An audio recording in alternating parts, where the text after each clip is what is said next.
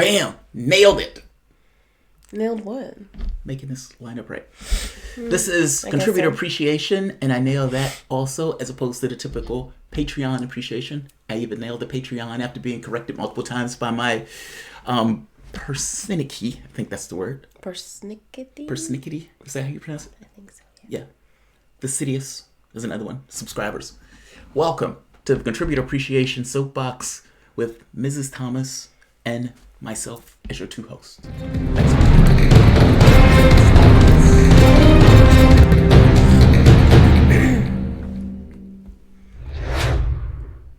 My name is Jamarl Thomas. This is the Progressive Soapbox, and this is my lovely wife, Mrs. Thomas, who's going to be co-host. She's going to be the chair opposite today. AKA Aisha. Yeah, that works. Whatever you want to call yourself. Okay. The AKA thing always sounds like there's somebody after and you got to have an alias. No. But that's not entirely true. That's just, in my life. That's not true at all. My There's hardcore life. So how's it going today? Sorry we're late, guys. I wasn't feeling all that well in the beginning, but I definitely wanted to have a show and didn't necessarily want to pull away from doing the show. I have two shows that I have set a schedule for as almost like an ironclad thing. This one and Tuesday. Because it's like when you're going to the radio station in order to do a show, it's like, all right, there's a professionalism that goes along with this only because I don't want to look like an asshole on a radio show. And that's a good goal. That's a good goal. That's a really good objective. Anytime that you've seen me lose my shit on a radio show, it's usually because something has gone miserably wrong. either in like a perspective that was taken where it's like, dude, are you really trying to censor me right now on my own show? Yeah, it goes. So let me just to the people who did not know, because not everybody knows everything that goes on. And give your spiel. In the Progressive. So let me say this part real quick. Your spiel. So for everyone that does not know, Jamal does have his own radio show on a local radio station, 93.9 FM, The Work, WRWK, and you can check it out at thework.org.fm.org. It's every Tuesday. Russia. It's every Tuesday from 5 p.m. to 7 p.m. Eastern. He's live at the radio. I wasn't saying anything to the audience. I was saying it for my own Will they cut self. your stream if you are slaughtered on live stream? They would probably kill the channel. Okay. They would kill the channel for any reason. Okay, so 5 p.m. to 7 p.m. Eastern is when he has his show every Tuesday night. While he's at the radio station, he also live streams it here on the YouTube channel. Yes. So that's what he's talking about when he's talking about his two consistent scheduled shows throughout the week. Tuesday nights, 5 to 7, and a contributor appreciation, which it doesn't have a set time, but it does have the set day of Sunday. So if you are not aware and this is your first time joining us, welcome to the weekly contributor appreciation show. Once a week, Jamal takes a show out to give thanks to you, the viewers. It looks like it'll come back. Come on. All right, looks like the stream is a little shaky. Okay. Sorry, I stopped because it looked like the stream went out. So once a week, Jamal takes We have a green line here where we can see whether or not the stream is doing well. That's why sometimes we'll be like, well, come back. Go ahead. Sorry. Am I clear? You're clear. Okay. It's green. It's green. Okay, I'm gonna talk now. You okay? You ready for that? You prepared? I'm prepared for that. Mentally prepared for. I'm gonna talk. Okay.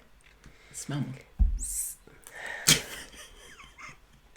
So once a week, he takes a show out to do a special segment for you, everyone who contributes to the channel. So we put a post up on the Patreon platform and allow the patrons to suggest topics, and we pull that information to fuel today's content. Yes. So thank you to everybody who contributes through through Patreon, PayPal, Streamlabs, Super Chat. And if you are not giving monetarily, still thank you. Just make sure you're subscribed if you enjoy the content, and if you like a video, give it a thumbs up so he knows where to go for the next one. Yes. And share, tell your mama, tell your friends. If you don't know what the Patreon platform is, it's really awesome. It's great. It helps keep the channel alive. But what it is you are watching a content creator and you say, I want to support them. I'm going to commit to a monthly contribution of $2, $5, whatever it is, and you make that contribution monthly. Every little dollar helps. So they demonetize pretty much all of the content. Every so often, they may come back on, but at that point, you've had thousands of videos that have gone where they just hasn't played before. So Patreon helps kind of like with the consistency, because if you don't know, there was a month last year where Jamal's channel was taken down 3 months completely. Yeah, there was a time, but it was several months, and so Patreon is a great way for you all to help make sure that he can continue to create content. So thank you, and thank you. While we are getting the stream started, Uncle Brother is our first super chat. Thanks, you, Uncle Brother. He says, "Hope you're feeling better, JT, Aisha." Yes. Hashtag Oftentimes, when you're doing the news, the other stuff just fades away. Doing the news. Yep, that's my experience when I'm doing the news and I'm in a zone, and it's like this channel between yourself and God, and it's like, bam, it's just out there.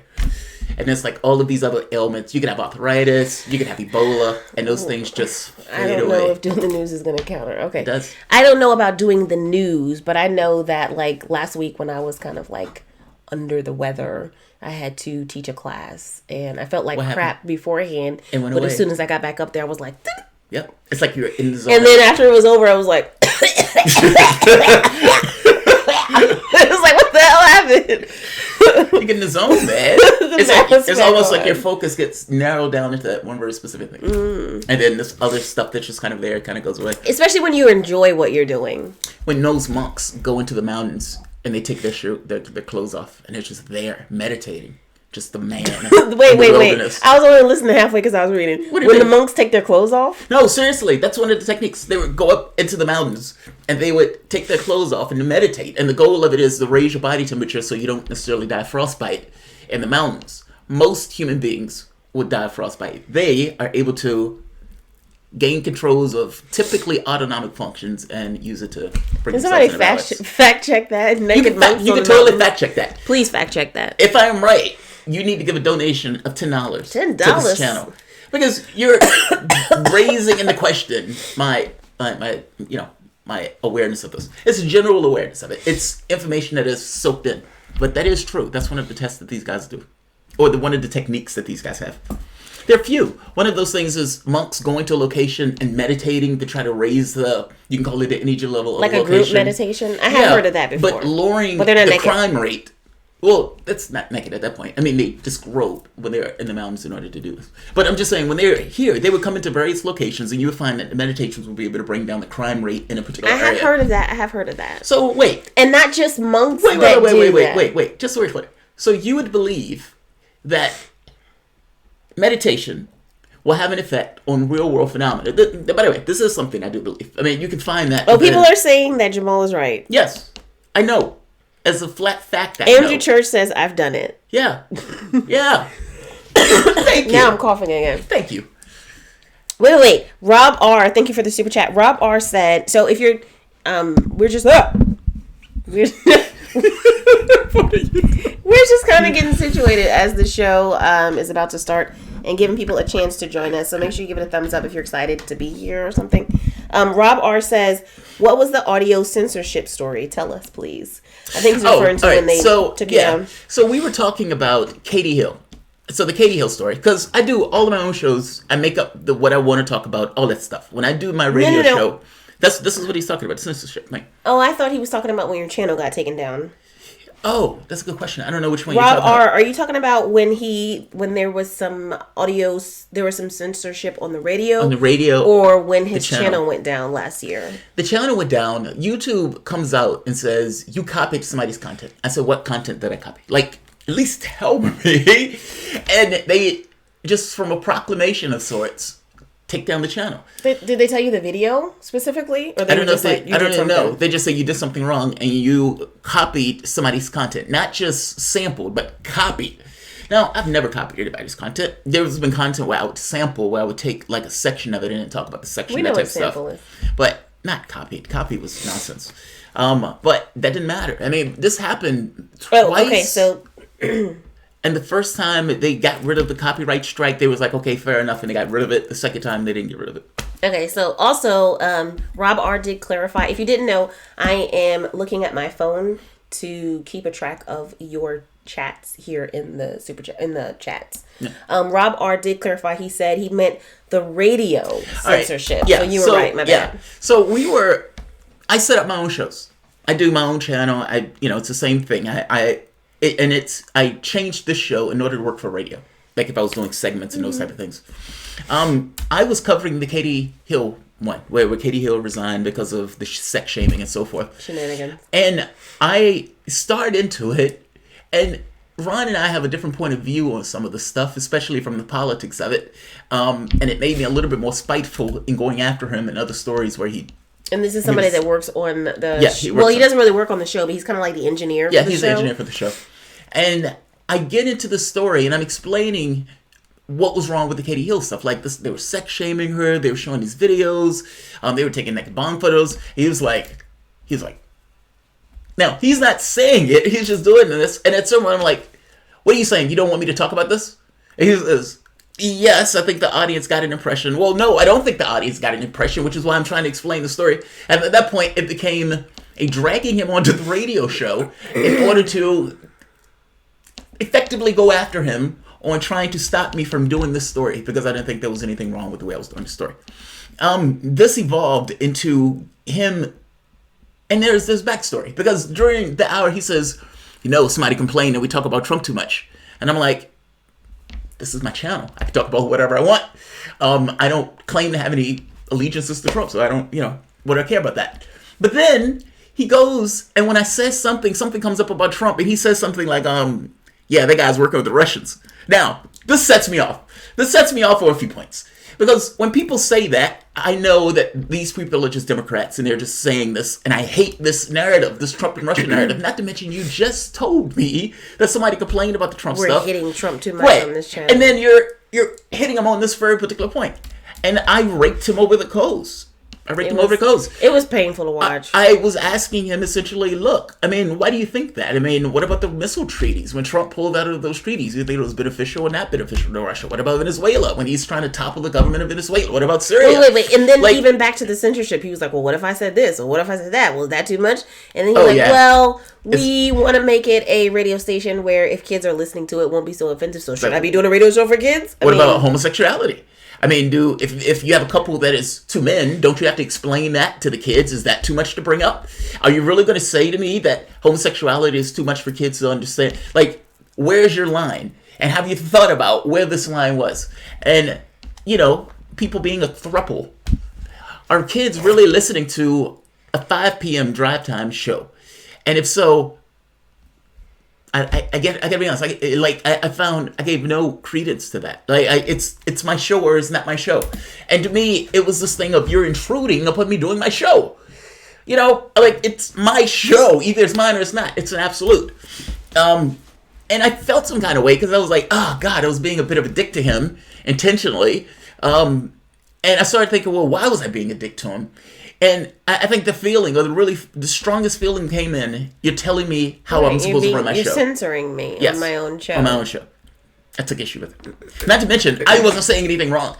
That was the other part. It wasn't like I was like, you were like, bent over and she's getting, none of that. No, but you were like, shout out to her for the multiple partners. I'd like to be her.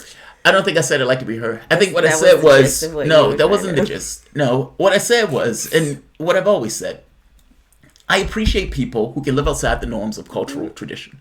I just do. I find it to be difficult to do. And whether that's somebody who's gay, whether that's somebody who has a throuple, or whatever the hell that it's called, or whether it's somebody who has these threesomes, or whatever. I guess there's so much cultural tradition that goes into forcing people to conform into very specific baskets. And you find that with this kind of pull where you have the homosexuality that gets lambasted for all of those years, when it's people making a choice. What do I care if people make a choice? I feel you. But that's not the way society looks at that stuff. And even in her case, where they literally sex shamed her for the most part, having a relationship with people who were, again, agreeing. Now, the staff stuff gets a little dicey. Mm-hmm. So fair enough. But the staff stuff wasn't what they were putting out there. And you can split those two issues. they attacked her in this kind of really salacious way. But I appreciate it. I mean, I don't hate that, and so I can't pretend as if I think that. I'm always enamored by that because I'm always fascinated by people who can break themselves out of the cultural traditions. That's all. All right, so we have another super chat. This one is mine. Louise Brooks said, do you know if Bernie has enough signatures for the VA ballot? Interesting. Met a volunteer for Steyer trying to get signatures yesterday. LOL, love you both. You know, Steyer has been running commercials. Have you seen those? Nope. Billionaire bought his way into the election and now trying to buy his way into the Virginia thing. Do you have any answer on that? I do not. I missed a call yesterday from my contact for the volunteers, so I have to touch base with her tomorrow. Excuse you? We're really, really close. There was only a couple hundred left the last time I heard on, I think, Thursday. Wednesday night is the debate, and so there's like a final, bring in your ballot signature pages, but a lot of, let me finish. I didn't say anything. I know, but you were gearing up, and I saw that pen flicker in, and you were breathing, and you were about to interject. But we don't have a final count because a lot of people have signature pages that are complete, but they haven't turned them in yet. And so it's not too late. When is the deadline? The 25th, I believe, but don't November? quote me on that. And I think that that's not the hard deadline. I think the hard deadline is December 4th, but let me clarify to that. So we do still have some time left. That's disturbing to me for some reason. Am I insane for being concerned about that? No. If you didn't see, I did a video. It got like 6,000 views. You did awesome. I was excited. Yeah. Our videos were like raveling because I had a video the very next day and it was like they were going up and down. It was like hot. So that was cool. Yeah. But yeah, so if you don't know the backstory, every state has local laws in regards to a person running as a candidate. And in the state of Virginia, which is where we live, there is a requirement of 5,000 signatures that have to be submitted for a candidate to be on the ballot. And as of like the 1st of November, Bernie Sanders hadn't met the deadline.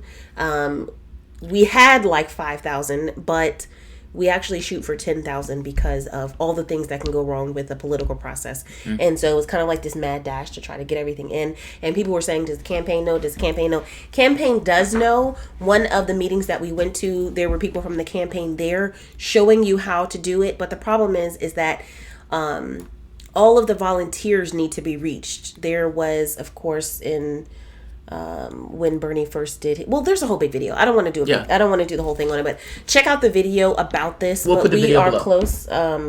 Last couple hundred, and so if you have that form, get it notarized and turn it in to your ballot collection person. I so am curious about the other campaigns, like Biden and Warren.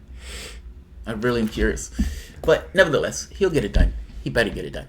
I just saying. I just get concerned about it because I'm like, how could he's blowing out stadiums? How could he not have this by now? But again, this is 50 states, and this is running. Well, he's blowing out stadiums, but it's in Virginia. I don't know if he's come to Virginia yet. Well, he came to Virginia a couple weeks Just ago for the where he beer went hall to thing. that coffee house thing. Right, coffee house, not beer hall. And they did. Somebody was literally in the line at that thing going down. I had to work because it was like in the middle of the day. And so they were, I had to go there in the middle of the day. Lee Carter was so excited. He was like, Bernie Sanders is coming to Virginia. He was like, he told everybody, which is why, but somebody was literally going down the line getting signatures at that event, but that was his first one in Virginia. Otherwise, somebody could have just been sitting at the door at a previous event and gotten all the signatures. So, whatever. It's 265 people here. Thank you for joining us. If you are enjoying the content so far, give it a thumbs up. So YouTube's algorithm lets us know, people know that we're live so they can come join the stream. What are you asking me to do? No, I get it after in a moment. Let's go to the first story. Bernie Sanders surging. He's been surging for like a month. Like honestly, surging. Like no bull. Like even CNN, if I'm not mistaken, had to like, all right, we tried to ignore him, but he is surging. I mean, we're going to pretend like he doesn't exist, but he's on fire. Listen to this. This is a very specific Sanders way of saying something, and I found this to be, again, one of the best lines that he has said in either campaign. Meaning, I know feel the burn is it's visceral. Feel the burn. It even sounds that way. But this gets to a level of politics that I think is ultimately what he's trying to reach. And when people call this political revolution, this notion of revolution sounds, emancipatory. Just like, it's revolution. But how? And then he operatively explains that through politics, democracy in this case. Listen to the way he explains this phonetically, though, when he comes out in terms of a speech.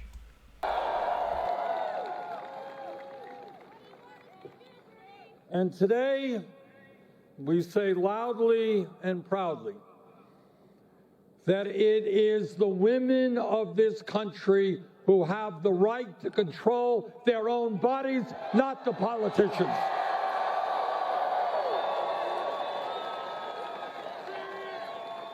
And my promise to you is that I will never nominate anyone to the U.S. Supreme Court who is not 100% pro Roe v. Wade and a woman's right to control.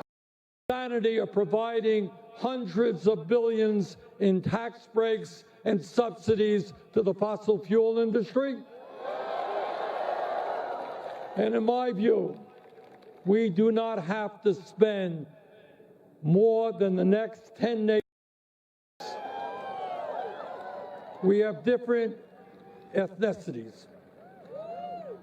We have men and women here. We have people who are young, and we have people who are old.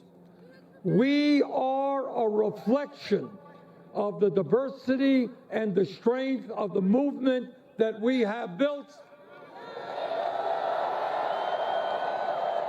And it is that movement, black and white and Latino, Asian American, Native American, all of us coming together. It is that movement that is going to transform this country.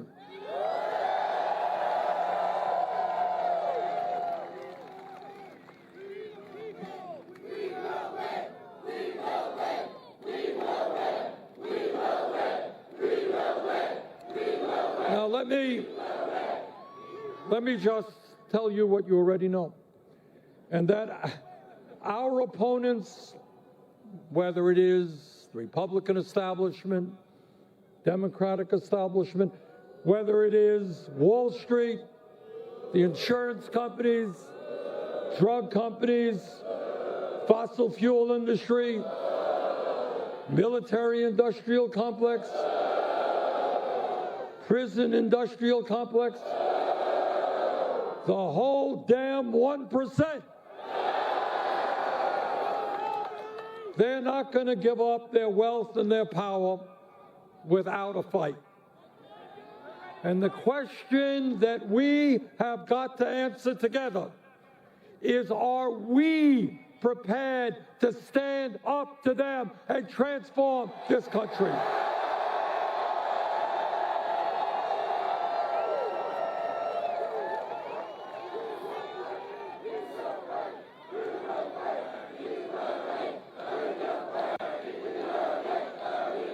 I want you all to take a look around and find someone you don't know. Maybe somebody who doesn't look kind of like you. Maybe somebody who might be of a different religion than you. Maybe they come from a different country. My question now to you is, are you willing to fight for that person who you don't even know as much as you're willing to fight for yourself? Right there. That's distinctive. Are you willing to fight for someone else in the same way you're willing to fight for yourself?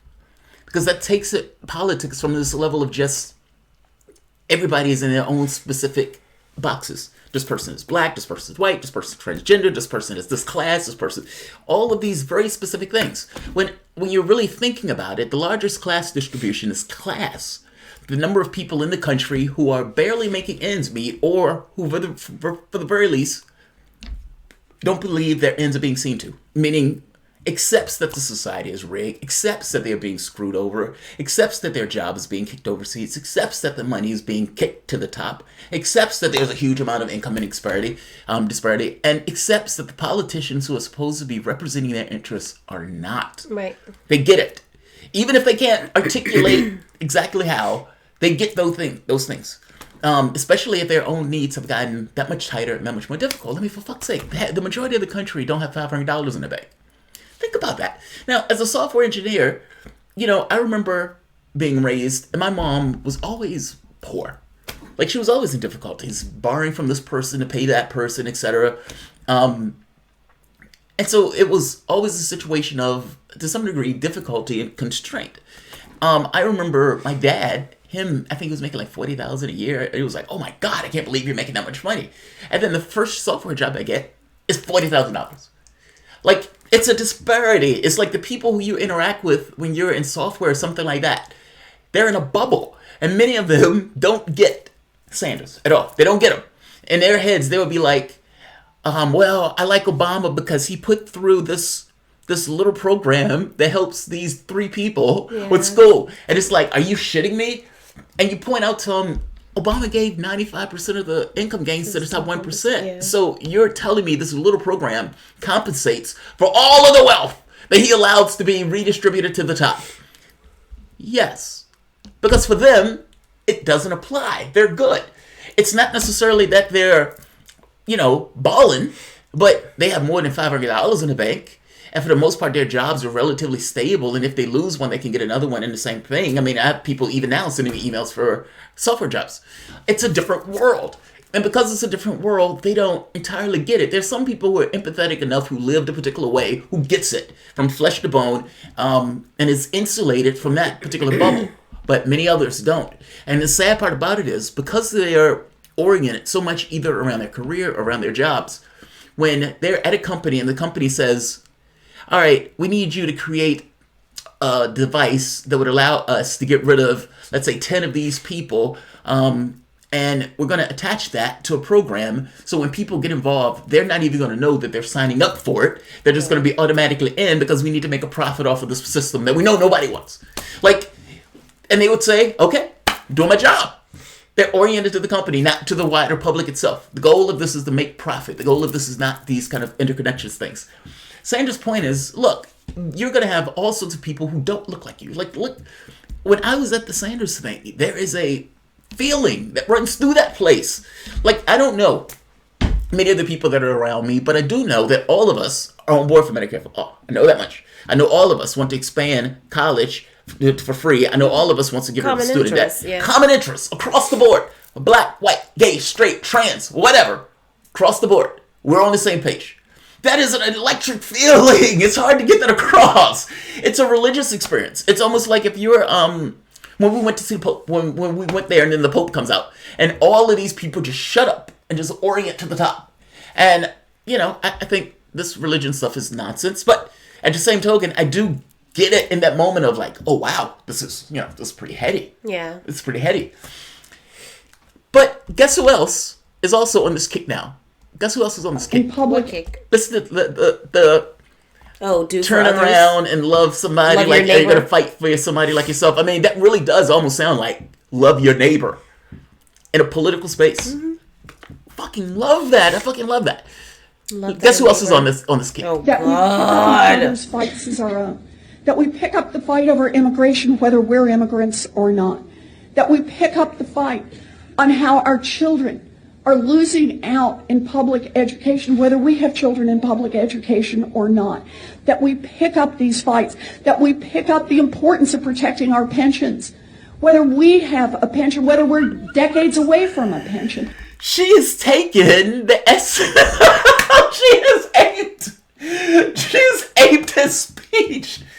So, Medicare for all. But look, honestly, I'm going to say I think Sanders has been right on the way he's played this. Even though it's a heady strategy. She has aped them on climate. She has aped them on Medicare for all. She has aped them on his criminal justice plan. She has aped him on the elimination of student debt. She's always getting to be less than where he could go.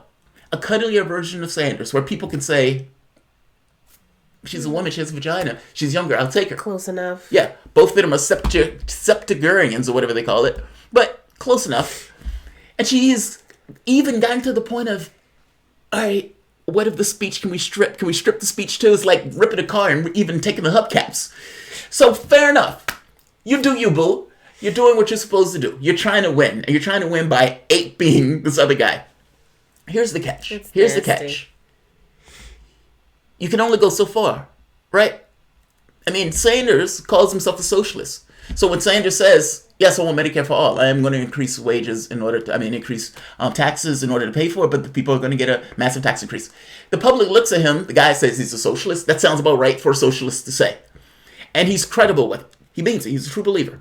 Everybody, the way people react to him, meaning like, if Sanders said that, people are like, get the fuck out of here.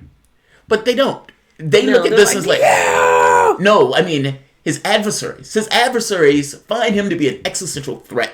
They react to him in a way of saying, that guy's a true believer. Like they know it. They know. It's not, like, for example, when somebody says Warren is going to do a plan, Harry Reid was like, she ain't doing that shit. Harry Reid knows. Well, Wall Street, the stock goes up when she comes out with her Pete's Care plan. They know. They know. This is not, like, whatever she is telling the audience. They know. In which case, what they know is those insurance companies aren't going anywhere. She's going to end up on a public option. She's not for Medicare for all. She's calling it a public option, Medicare for all. So who is she fooling? I guess my point is, there's an element of the Democratic Party that would buy this, kind of like in the Obama way, where they're just like hope and change and this other stuff. But there's a large segment of it that don't. And because they don't, they see him as a true believer. The way the Democratic Party responds to him gets across he's a true believer. Yeah. And they, with Warren, Harry Reid, yeah. If you ask Harry Reid, does Bernie Sanders really mean Medicare for all? Yes, he means that bill. He means that bill. He's going to start at that bill before he wrote the damn bill. He wrote the damn bill. I guess my point is, Warren's problem, honestly, is that she potentially can't live up to where Sanders is going. And so the Medicare for all thing is a really good example of this. So looking at polling, Sanders has been surging in the polls. Mm-hmm. Warren has frozen or started to drop in the polls. She dropped 9 in California. She dropped 9 in many other polls that came out. Pete Buttigieg has been eating into her voter base. So Warren's voter base is predominantly white. Almost like doubles the other share of her vote tallies. Pete Buttigieg's is predominantly white. And almost doubles the vote tallies, so even though maybe less. He's pulling from her. He's feeding. They're feeding on the same vein of sorts. Now, this is national poll of college students. Sanders, 35%. Warren, 26%. Yang, 10%. These are college kids. So you already have an idea that Sanders is bringing a youth vote. The youth vote is going to be a predominant vote in coming next snow. Sanders hit number 1 in Reuters poll in the nation. Again, tied it with Joe Biden. This is Iowa. CBS News, meaning a mainstream poll, 2% deviation. I think it was like 2.7 minus 3%. Mm-hmm. Sanders, 22%. Biden, 22%. Buttigieg, 21%. Warren, 18%. She drops. Now, someone said that they think that Warren is the Democratic establishment pick. Do you think it's Biden or Warren? I think it was Biden, and now he's a little shaky, and so it's Warren. I think it's Biden.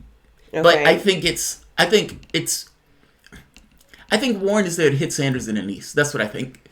Because she didn't run in 2016. She ran in 2020. And whether she's running with the explicit knowledge of that, meaning if somebody kind of brushed her to run, maybe even if she's running on her own energy, she is sapping him, or she's like aping him in a way that tries to deaden him or blunts his impact. Right, detract from him. Because if you notice, if those two together, he wins. Like, they're taking like 60% of the vote tally. Just them two alone. Yeah. There's nobody else that is on the field that is even getting close to Sanders in regards to the policies that he's pushing. She has decidedly to ape him. That's been a very specific public policy. So whether it's her or whether it's, because with her, she's at least passable in the sense of she's malleable. Like, I don't know if they believe that she's going to even try to do that stuff. And the plan that she puts out kind of makes that point clear. Meaning, if Warren is saying, I'm going to knock this stuff out of the park, just like Sanders, and then she puts out a public option, that's Pete's plan. Yeah. What does that say about her other plans? Like, this is a betrayal. And her own, her base is like, oh, how dare you guys say that she's wrong for doing this. Sanders' plan has a transition, but he does it in one bill. That's the point.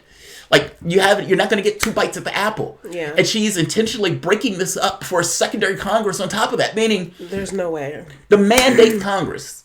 That's what I'm going to call it. Because if you get in and you get your House, your Senate, and the presidency, that's your mandate Congress. She's going to give that up for an unlikely Congress, because oftentimes the party who's in power loses like 28, 30 seats. Right. So what the fuck are you doing? Like, if you mean it, you mean it. And you look at that and you like, I was thought, this is wildly impractical. Was Obama going to get 2 bites at the apple of Obamacare? No. How? I mean, after they passed Obamacare, there was like, Democrats were like hiding. Like, they were trying to get away from it. I mean, they didn't want to touch it. It became radioactive. It was just really bizarre. So I don't know of her getting, it's not like she's putting out multiple pieces. This is one piece of legislation that she's saying she's going to also do it again. Like, I'm going to have a second referendum on this after getting in office and being elected for this. So I get it, but that's not Medicare for all. Call it Pete's plan. I mean, Pete also wanted a pathway to Medicare for all at some point. Even Nate Silver says that's more close to Pete. Now, the question becomes, will she be penalized for that? Like, as people start criticizing that, she's going to hit for this. Biden is going to say, you're being dishonest, you're being dodgy with the numbers. Sanders is going to say, I think my Medicare for all plan is more efficient, and my plan is going to be done in one bill. It's actually Medicare for all. Pete may even say, you've stolen my plan and called it Medicare for all. Annie Klobuchar is going to say, your numbers don't add up. You're trying to... They're going to hit her. Now, the viability of Elizabeth Warren is entirely going to depend on whether she can withstand that. Yeah. If she can keep... And I don't think so, because if you saw last weekend, we watched that video of her. Yeah, she looked bad. She needs some wine. Yeah, she looked bad. Or massage, you mean with Democracy Now!, when she was like being really jumpy. Yeah, she was looking bad in that. She gets a little prickly in some of these interviews. So this is the more interesting thing in this, by the way. So it says, which best describes your choice as a candidate right now? Meaning, have you made up your mind over that thing? So look at Sanders. Sanders gets 39%. I've made up my mind. I'm done. That's my guy.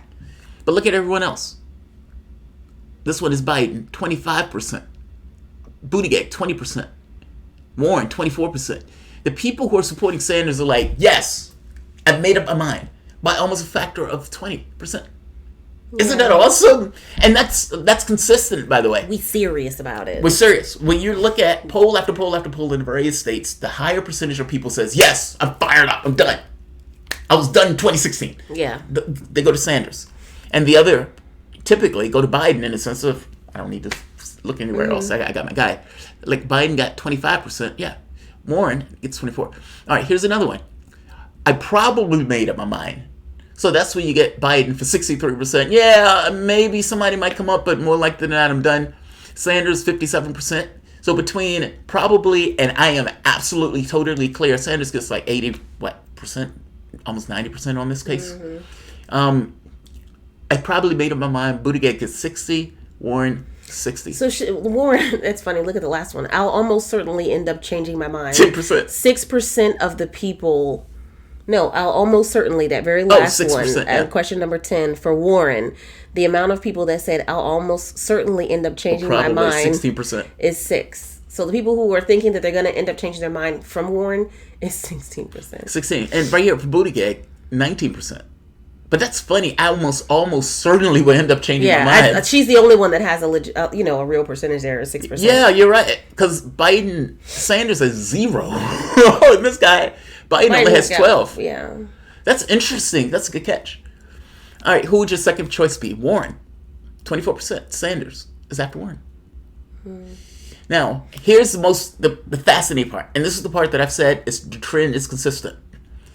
What would be the thing that would need for Joe Biden to be their first choice? 47%. I need to know that you can beat Trump. Right here with Sanders. What would it need to be for 41? I need you to know that you can beat Trump. And right here. Show me that he can, do well in early. It clearly, like, beyond anything else, you got to be able to beat Trump. You got to keep the monsters at bay. Yeah, that's pretty much across the board. Across the board. Now, here's another one that I thought was interesting, and this one deals with Sanders and policy stuff. All right here. In your view, the best way for Democrats to win the presidency in 2020, right here, Joe Biden becomes the Democratic nominee in 20. Do you think his policy stances would be too liberal for Trump? Nope. Not liberal enough for Trump, 30%. About right, 62%. Joe Biden is a safe bet for them. In their eyes, he's just safe. Bernie Sanders become president, not liberal enough, 11%. About right to defeat Trump, 43%. It drops, 20%. The 45% of people think he's too liberal to defeat Trump. Yeah, they're terrified. Again, I'm right. My argument, if you look back at the videos, has been you have people who I don't like that number. What do they want versus what they're terrified of, and these things are fighting with one another. Meaning, for Biden, they look at him and says, "Okay, he's safe. He's been around forever. He's about right. This is what we think will work." And then they look at Sanders and they're like, "I like your ideas, buddy. I mean, for all, he's number one in that poll." And then there's like, but can he win? But he might be too liberal. We might not be ready for that kind of change. This is the esoteric other. Have I ever told you about that? The esoteric other? I've never told you about that. Okay. The esoteric other is the term I use for... You're going to tell it now. This thing outside of us. It's like our pursuing of the world. So somebody goes to the polls and it's like, oh man, I'd vote for Jill Stein if other people will vote for her. And then maybe 30% of people saying the exact same thing. And because... In which case he loses it. She loses. She gets like 2% of the polls. Because in their heads, the outside world is not on board. This is why media is so important. When media is pushing a narrative over and over and over and over again, and people get in their heads, well, I guess I'm alone in this, or not enough of us, so I'm going to do this other thing. It's manipulation. It's manipulation. Ooh, excuse me. You're fine. It's manipulation for that very specific point. This matters. This is like gaslighting. Well, I hear that all the time where I'm telling people about Bernie Sanders, like people in my family, and they're like, I don't know if he's going to win. I don't know if people are going to vote for him. Well, not with that state of mind. No. But that's my point. I know, babe. I'm reinforcing that. Other. I'm reinforcing that. It's something out there. Something out there. I'm reinforcing that. The world is a particular way. When really, if the people just went and voted who they wanted, you get a better choice. Right. And speak life, speak positivity to the change that you want to see instead of like, I don't know. But that's the dichotomy. Terrified versus I don't know if he's going to make it. They might cut him in the knees, but I'm doing everything that I can from my standpoint, and his ass is getting my vote. Here's another one. Buttigieg. They think Buttigieg is about right to defeating Trump. Now, when I said that, I was like, this poll is ridiculous. Now, the reason I said this you poll... liked it until then. Well, the poll is absurd.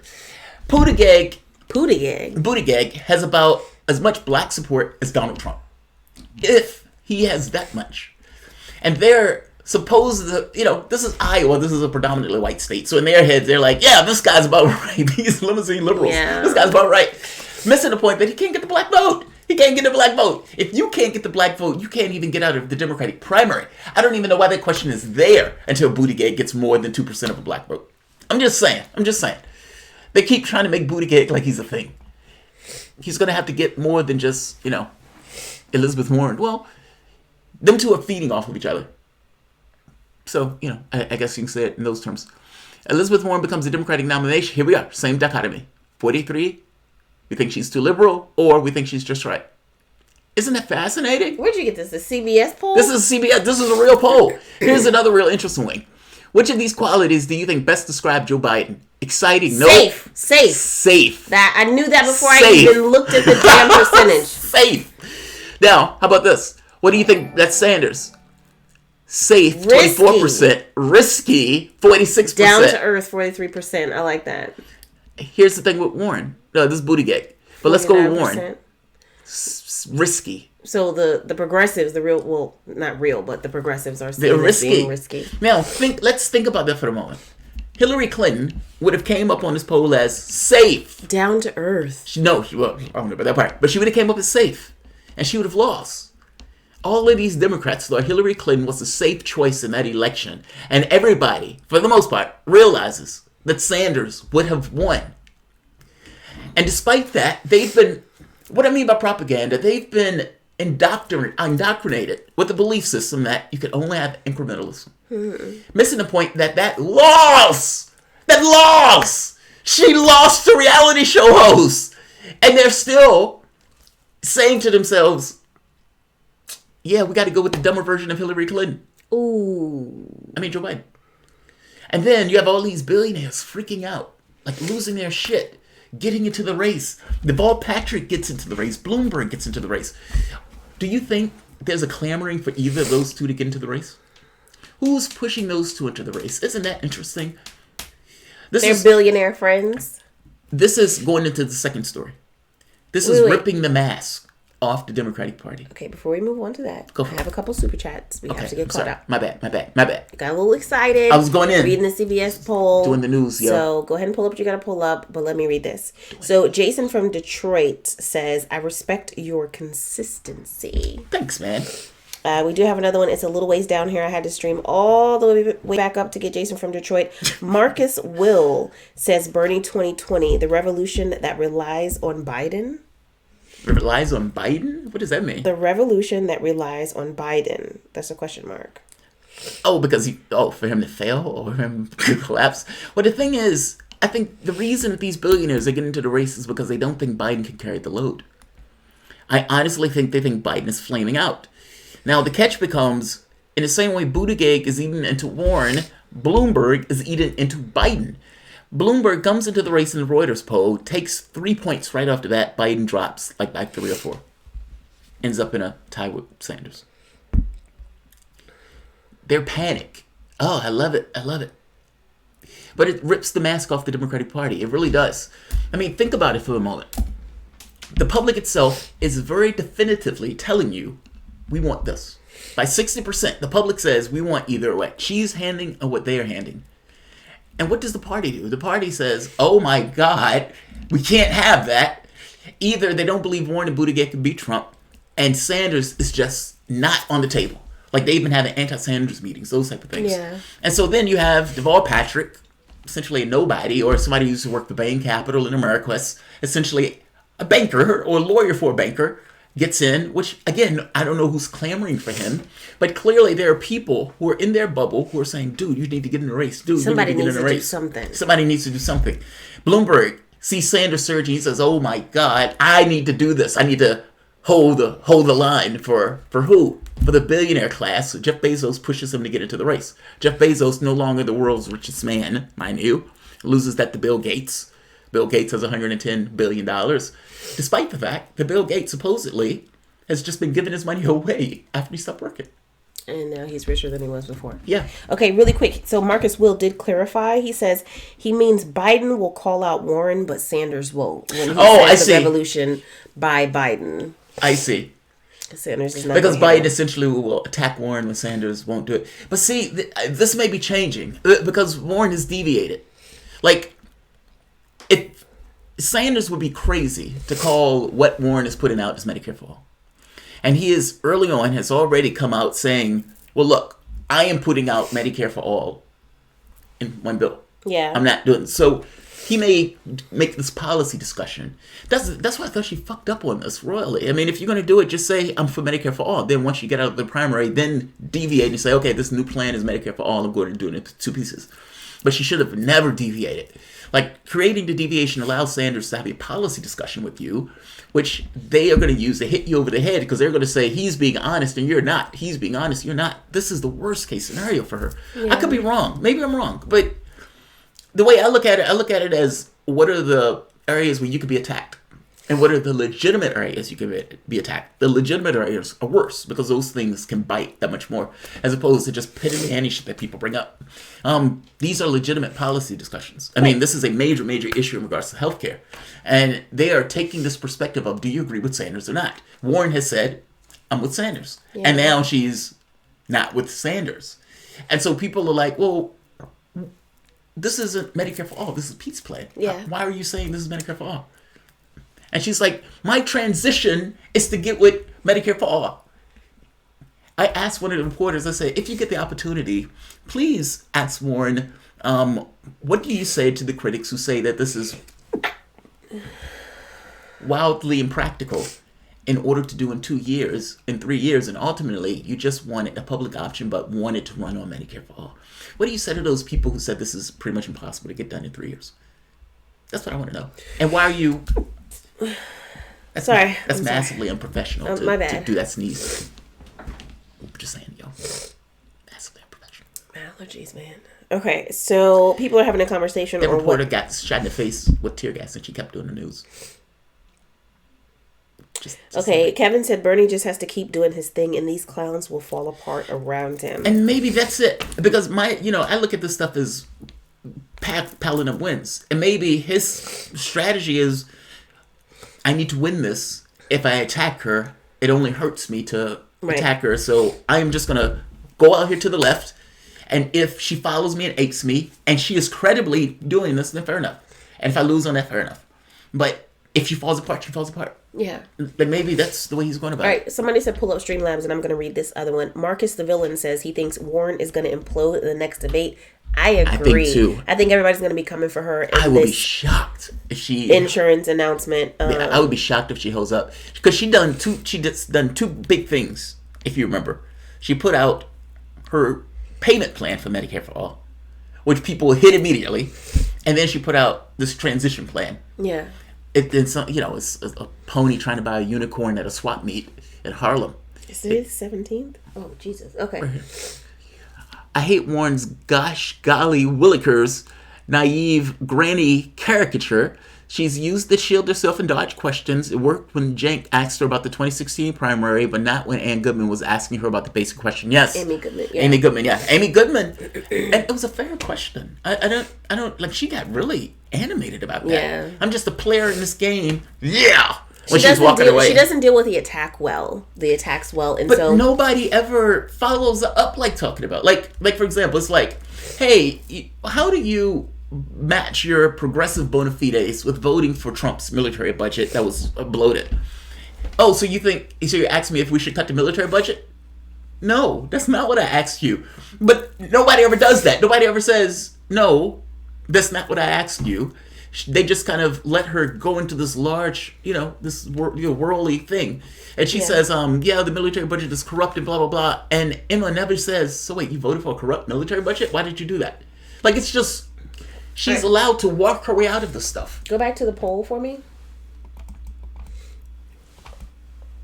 Okay. Hold on. Oh, my sinuses are kicking my butt. All right, so are we done? Wait, are we done with this one? Yes.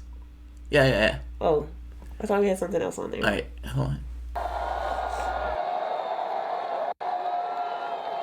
Are you willing to stand together and fight for those people who are struggling economically in this country? Are you willing to fight for young people drowning in student debt, even if you are not? Are you willing to fight to ensure that every American has health care as a human right, even if you have good health care? Are you willing to fight for frightened immigrant neighbors, even if you are native born? Are you willing to fight for a future for generations of people who have not yet even been born, but are entitled to live on a planet that is healthy and habitable? All right. I apologize. We are back on. Gotta get myself together. My bad. But as I played that out, it's even worse than I thought. I mean, she literally just aped that entire flow. I mean, God, I find her so disingenuous, and because I find her so disingenuous, it makes it even difficult to contemplate supporting her. Like in the other, like it gets so bad. Wait. Oh, go ahead. One more super chat. Sorry. Louise Brooks said Warren is a sellout. Sellouts can't give direct answers because they're liars. Liz Holio's reaction to Amy Goodman speaks volumes. Yeah, she did not. And there's another one where they ask her if school is socialism, and it's like, of course public school is socialism. And she had this disdain and just being asked the question. It was so bizarre. Let me go to Obama for a moment. All right, next story. Obama, bitter man at this point, especially if Sanders wins. And by the way, these millionaires and billionaires wading into the race and him giving his opinion on this, all of it is the same. All of it is the same. I have another story after this one, in the sense of you have all of this Democratic establishment, the real face of what the party is, coming forward to be like, oh my God, don't let it be fucking Sanders. Because they know what the American public doesn't know. All Democrats are not the same. And you had New Deal Democrats that were in the FDR types, the guys who were put through the New Deal and believed in the New Deal and was against billionaires and plutocrats. And believe it or not, you used to have a Democratic Party that was cynical of what Wall Street was, because they were around during the time of the crashing of the Wall Street and everything else. Yeah. What you don't know, or most people don't know, is the FDR time is a blip. That's an outlier. Like, we always look back to FDR as if that's the root of the party. That's not the root of anything. Time doesn't have a root. Time always continuously goes. And during that time, there was a blip in time where FDR gets in office and he is a traitor to his class, is the way they call it. How dare you put through these policies? How are you going to fleece us in this way? They call him a traitor to his class. He died just before he could get the Workers' Bill of Rights. And we would have had a different society, fundamentally different society, if that was true. Different, yeah. I mean, he taxed them 90% over a certain amount. And Elizabeth Warren is talking about 2 cents over what, $10 million or something like that? That's nothing. And they're freaking the fuck out of that. They are freaked out. But we need to understand the FDR thing was a blip in time. That was not the creature or the character of the party. Yeah. That was only the character of a party in time, but he instantiated that so significantly that even to now they parrot these terms. When they got the New Deal Democrats out, you had third way Democrats, these Democrats who, we could take all of this money, we could do this incremental shit, and ultimately what it meant was neoliberal policies. Markets are the greatest thing on the planet, and we need to cut regulations to the bone, we need to cut services, etc., etc. And that's what Obama did. And Obama, who I would consider a failure of a president, he got Obamacare passed. And I give credit for Obamacare in theory, only because it cracked the consciousness of the United States, where they was like, oh, holy shit, we can have universal health care for real. I mean, this didn't seem to handle our business. And to show that this was a failure, we're still talking about health care right now. Yeah. Right now. Now, think about it from Obama's perspective for the moment. You make that big push, and you get Obamacare passed. And the people are still talking about healthcare because their healthcare still sucks. Your signature achievement failed. It failed.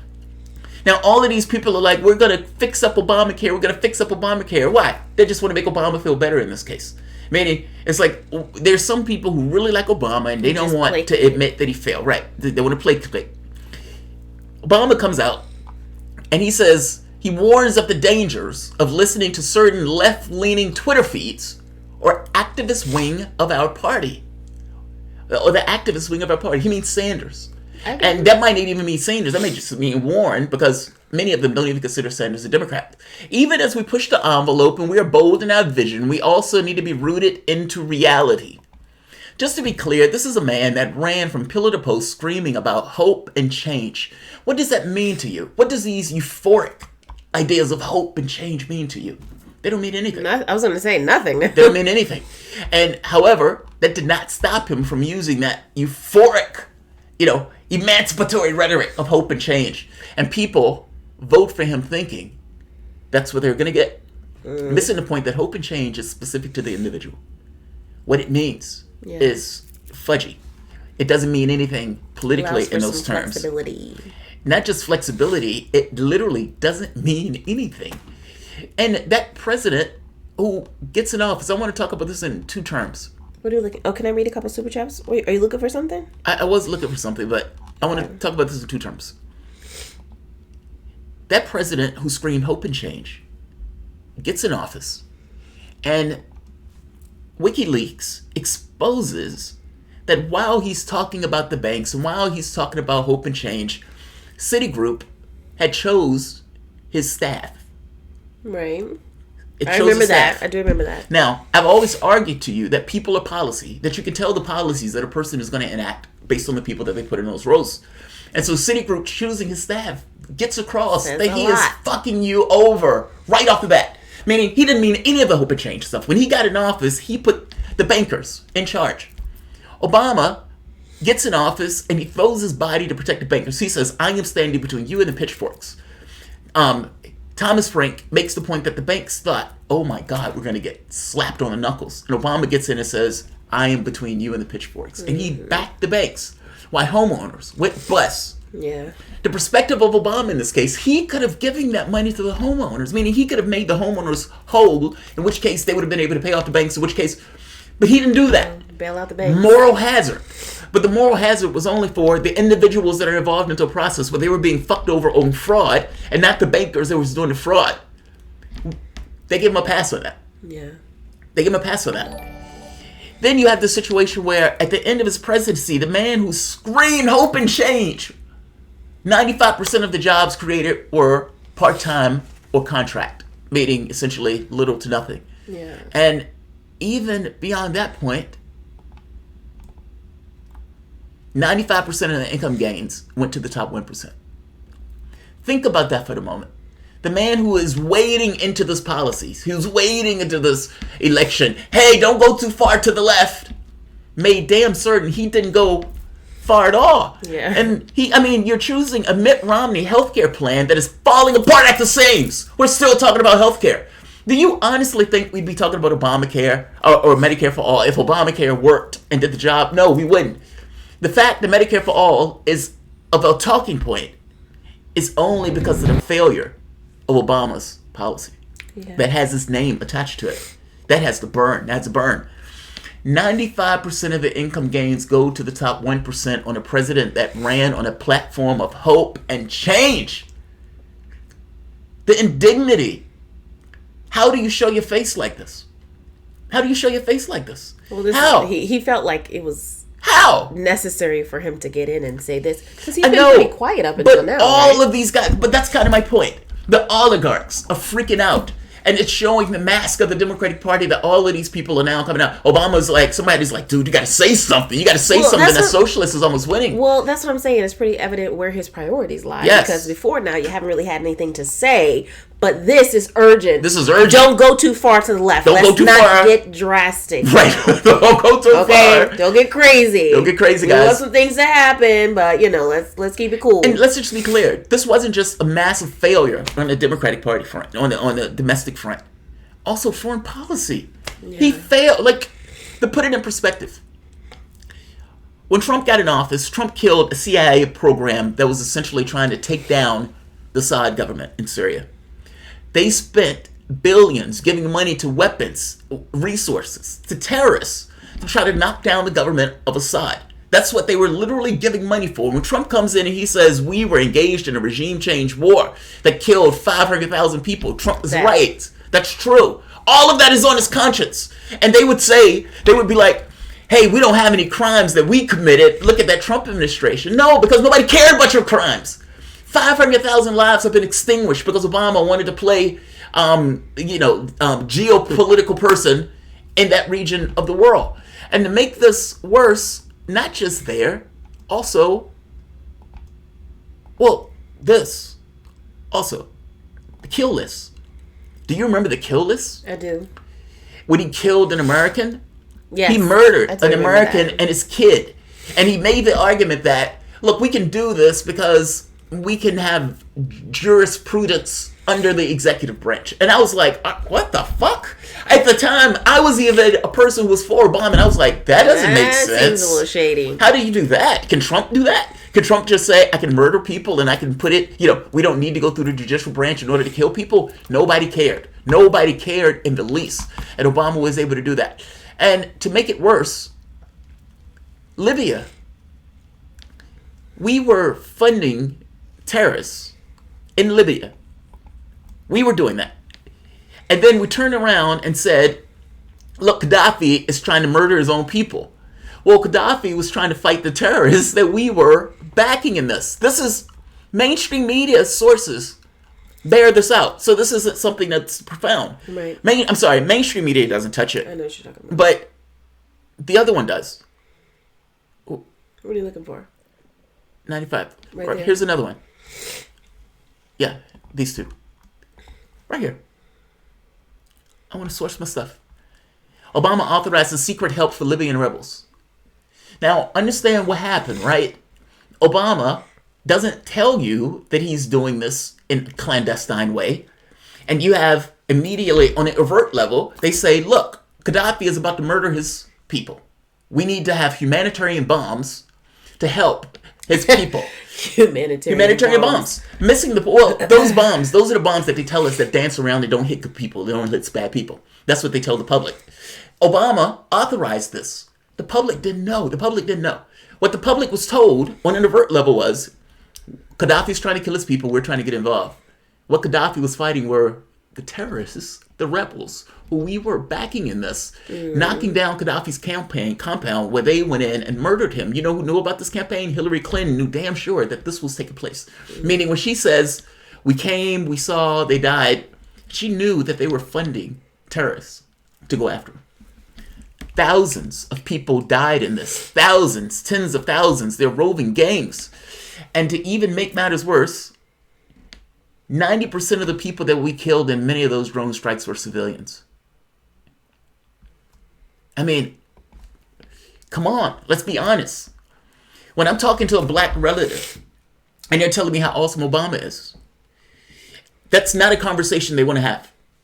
And when the litany of failures, I mean, the number of people he's murdered, how is this okay?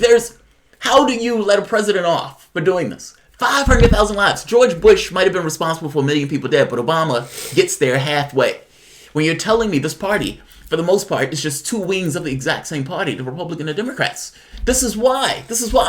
Bush might have gone into Iraq for one reason. Obama, just because he says humanitarian behind it, doesn't make it any better. It doesn't make it any better. So this man, who, with the litany of failures, now has something to say about the party because they are losing control of the party. Be it the third-way Democrats or be it their plutocrat oligarchs, they're losing control. And they're freaking out because they're losing control. And there's the secondary element of Tom Perez. They cheated Sanders on the last round. And because they cheated Sanders on the last round, any cheating of him in an overt sense gets problematic. I mean, you fucked over a large part of the party that knows you cheated. Yeah. And now, when you need that cheat, because it's like, oh my God, we need that cheat. We need that cheat. Now, you're going to get that cheat through superdelegates. You may get that cheat through the voting tallies that may come up. I mean, just because of the way they were doing those voter tallies before, they're not doing these votes by hand, which is what they should have been doing. If they were so terrified about the Russians, you'd have been doing it by hand. Yeah. So, there may be other ways, but they are clearly scared. And that's why these people are coming up. Also, Obama is legacy. If Sanders gets in and Sanders do what Obama couldn't, what does this say about Obama? What does this say about Obama? He had the House and he had a super majority in the Senate. Yeah. If Sanders gets Medicare for All plan, if Sanders passes marijuana legislation, what was Obama doing? What the hell was Obama doing? That's where it is. Meaning, this man is terrified that his legacy He doesn't have a legacy. It's going to be eaten Kathy alive. Lloyd said he's bitter because he has no legacy. Well, he's also bitter because if Sanders gets in and does what Obama was powerless to do, then the charade is over with. Yeah. How can third-way Democrats justify failing on this level when the other guy who gets in, who calls himself a socialist, was able to succeed? Yeah. How? I mean, you've told us that it's impossible to run to the left and get money and everything else. Well, Sanders is beating all of the other candidates with money. He's clearly running to the left. What are you talking about? Obama had a mandate. When he went in, he was black. He had a house and he had a superdelegates. They thought that he was going to go to the hilt with the hope and change rhetoric. He had a mandate and he had an opportunity to put screws to the banks. Not so much. Yeah, so unfortunate to say the least. Cornel West's piece on Obama is really good. The sad, pathetic Obama and the way that he talks about him. I say this only because, I had my own hopes. Like Jesse Jackson was out there crying on the White House lawn. And at the end of the day, I appreciate him because he's made me a far more cynical person in dealing with politics. And that's where I needed to be anyway in order to analyze politics. So, thanks, Obama. Thanks, Obama. Yeah. I appreciate that. Do you want to give people their, I say this only because, I have my own hopes. Like Jesse Jackson was out there crying on the White House lawn. And at the end of the day, I appreciate him because he's made me a far more cynical person in dealing with politics. And that's where I needed to be anyway in order to analyze politics. So, thanks, Obama. Thanks, Obama. Yeah. I appreciate that. Do you want to give people their what is the thing called? The updates or the explanation. I want to read this super chat. Go for it. I have a sneeze coming, but I'm trying to see what's going to happen. Maybe not. Black FA 508 says, thoughts on the reason Gabbard defends Obama? I don't know. I honestly don't know. I mean, I know Democrats still love him. And compared to Trump, they have a certain mythology around Obama and the way that they like him. And by the way, this would be the would be the greatest stain on Obama's legacy, the greatest ever. All of these people, many of them African Americans in this crowd, they're in Flint, and they, like many others, voted for Obama enthusiastically. This is the first black president. Oh my God. Hope and change. Oh my God. And their water comes up with lead in it. And you find that there's lead in the water because somebody essentially didn't care enough about them to get that right. Yeah. And was doing it purely for price fixing. If I'm not mistaken, nobody went to jail for that. And in fact, many of those cases, if I'm not mistaken, are closing. Obama goes to Flint. He's only the president of the United States. What could the president of the United States do, right? He goes to Flint. Listen to what he's saying here. Can I get some water? Come on. It's not just too soon. The water still has lead in it. Like, understand, these people have kids that have been drinking lead for a period of time. Those kids have mental illnesses associated with the lead that they're drinking. They're already poor and they're getting no assistance for this. Meaning, based on something that the state did, they have been drinking and bathing in water over a period of time. They've been getting ill. They've been getting sick from this stuff. Their kids, lower IQs, babies are deformed. And him, who they thought backed them because of his blackness. Like, see, to me, it's class. To me, class is far more important than racial stuff. Yeah. Just because a person is black doesn't mean he's representing your interests. I don't know why those two things get conflated. But the Democratic Party conflates those issues. And in this case, you have a person who's just so happened to be black, who's representing a very specific class. You don't believe me, 95% of the wealth went to the top 1%. And he's out here shucking and jiving, laughing about drinking the water that has been contaminated, that nobody has been doing anything about. They elected him. Yeah. Like, don't understand what I mean. When they put him in office, they put him in office not as from the standpoint of a god, but at the very least from the standpoint of somebody who would represent their interests.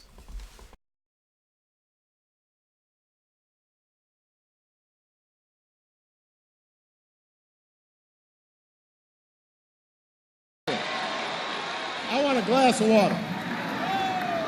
Get a bottle. Bottle water. I want a glass of water. Everybody settle down. This is a feisty crowd.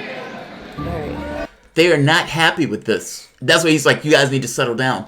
Because they're like, this is not okay. Well, the one guy's face, he was pretty upset. Yeah, this is not okay. So speak to, they're pissed. Yeah, they're pissed off. I really did need a glass of water. This is not a stunt. Yeah, they're not laughing. Why is that okay? Why is that okay? He's mocking. Because he's black and he's charismatic, and so... But those black people don't think this is okay. Those black people are getting the first or major lesson in class. Meaning, just because he's black and he's up there, he's not representing their interests in this. Because, right, he's not your boy. And ultimately, he's sitting there mocking them about the water. Why is this okay? I don't know why this is even... Why do you think this is even funny? Wait. And later on, he's talking to Snyder... And he's pretending to drink the water with Snyder, shucking and jiving with the person responsible for this. Many of their lives were ruined. They're kids. And they have to deal with these kids who grow up with these mental illnesses as a result of the government not giving a shit about them and ultimately just trying to save money as opposed to representing their interests. And their guy, who they enthusiastically voted for because he looked like them, failed and then mocked. Wait, so That's astonishing. I mean, that video is astonishing. I don't know why Tulsi Gabbard. Okay, that's all I'm saying. I was looking for this video before. I don't know why Tulsi Gabbard defends Obama. I mean, maybe Democrats, for the most part, still love him. I mean, you have many Democrats who are Russiagators. So not a lot of people that I've seen, not a lot of Democrats will speak ill of Obama. Yeah, I don't know many at all. I mean, from their standpoint, he's even a rock star. if they're like for Medicare for all, they're like, well, you know. And I do give Obama credit for cracking the conscience of the nation. I've always given him credit for that. Meaning, the public thought it was impossible to even have something like Obamacare.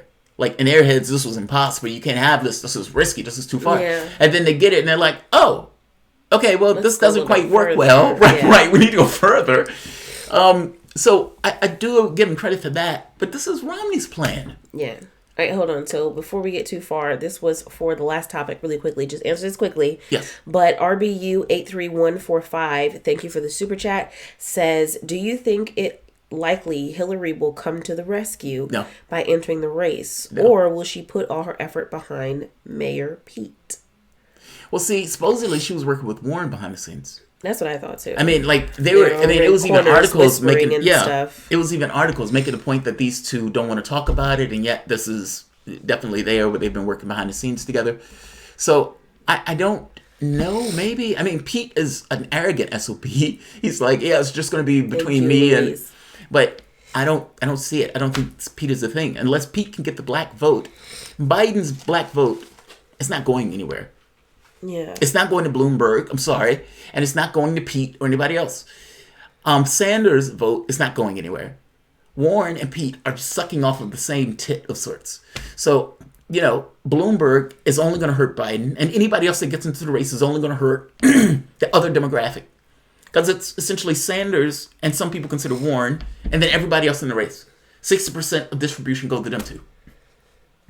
So Sanders, if he wins this, he has to win this crawling over the carcass of Elizabeth Warren.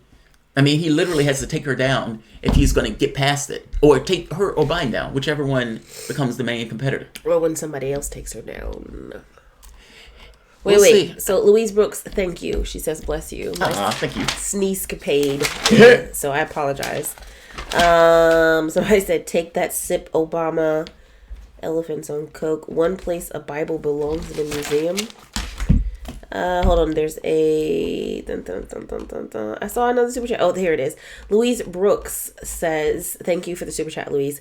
Says, horrible example of why identity politics is worthless. It's all about the class divide. Yes. I won't vote for a woman just to get a woman. Bah. Yes. I agree. I agree too. But there are so many people who voted for Hillary because she had a vagina. And now they're looking at Warren and they're like, oh, we get another chance. We need a woman. And it's like, you gotta understand. There's more. And there's just like people who were like black people who were like, oh, Kamala Harris. And it's like, do you know anything about her policies whatsoever? Right. Well, that fell apart quick. Yeah. I mean, many of them were... I think Joe Biden was able to get the older black vote. And they haven't gone anywhere. But I guess my thing is, didn't we learn from Obama? No. You know, he was black, he was charismatic, he was handsome, he was funny, he could sing a little bit. But see, Joe Biden is charismatic to a certain degree. Like, Creepy Joe Biden... Uncle Joe, I don't see that. When they say he's down to earth, Joe Biden probably is down to earth. He's probably that guy who sit in a bar and be, you know, chatting it up with you and your wife. And or smelling their wife. You know, pulling one of those off. But creepy Uncle Joe. But I mean, whether he could beat Trump, I think 5 years ago, yes. 5 years ago, yes. Maybe even 8 years ago, yes. He just seems out of it now. Imagine Bull 17, thank you for the super chat. Imagine Bull says, Tulsi will come for Warren at the debates like she did Harris. Moderators saved Warren last time. Can you check the Streamlabs? Yeah, maybe. I mean, if the healthcare thing comes up, Tulsi Gabbard can easily say, look, I'm for single payer for all, but it seems like Elizabeth Warren's plan is just Pete's plan. Like, she can do that. And so I wouldn't be shocked if Tulsi Gabbard did something like that at all. What is it, coming for Warren's head? I did see one. Marcus Will. When will Bernie sign on to the Senate's visions of Tulsi's Stop Arming Terrorists Act? That's a good question. That is, of course, the first acknowledges that the United States is funding ISIS on overthrown governments and drops peaceful democracy protests crushed by dictators and Can I read that? Yeah, go for it. When will Bernie sign on to the Senate vision of Tulsi's Stop Arming Terrorists Act? That is, of course, if he first acknowledges the U.S. was funding ISIS to overthrow the government and drops the peaceful democratic protests crushed by a dictator narrative. Oh, I see. Yeah, I don't know. I mean, it seems like Sanders has taken a specific tack of we shouldn't be invading those countries, by the same token, that guy's a horrible dictator.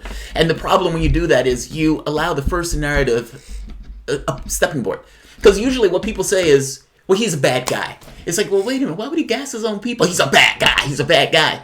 And it's like, yeah, but that doesn't really make sense. But Sanders accepts the first premise. He's a bad guy. But he would say, however, we shouldn't be doing X. Yeah. Now, his question is, when would he sign on? I don't know. I would love for him to sign on to that bill. I mean, that's Tulsi's bill of saying, stop arming terrorists. We've been arming terrorists. I mean, I was showing you the articles of Obama putting $1 billion into CIA operations to topple Assad. And so, two things can be true at once. He can be a bad guy, and we can also be arming terrorists. Yeah. Tulsi's point is, whether he's a bad guy or not, he's not our issue. That's a regional issue. And we need to stop getting involved in that. Not to mention, we've only made it worse. 500,000 people died in that war. So, yes, I would appreciate if he did that. Yeah. By the same token, I would also appreciate if Tulsi comes out and say Bolivia was a coup. And her response sounds ridiculous.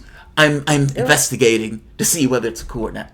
Okay, really quick. Rock Lee, side note, Rock Lee, thank you for the super chat. Rock Lee says, Yang Gang still claiming he is for single payer.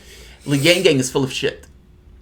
Yang Gang is full of shit. I'm sorry. We know that to not be true. That we know that as a flat fact. We saw him to not be true.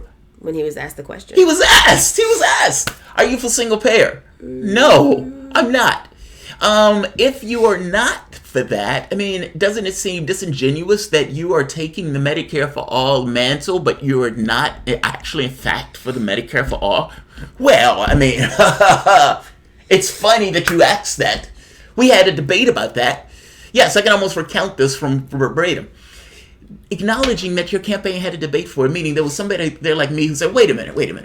Isn't this kind of dishonest? And isn't every incentive in the world for you to kind of just say you're for Medicare for All, even if you're not for Medicare for All, to try to trick people for that? No, that's not what it is. Get that guy out of here. You're fired. All right, hold on. Let's see.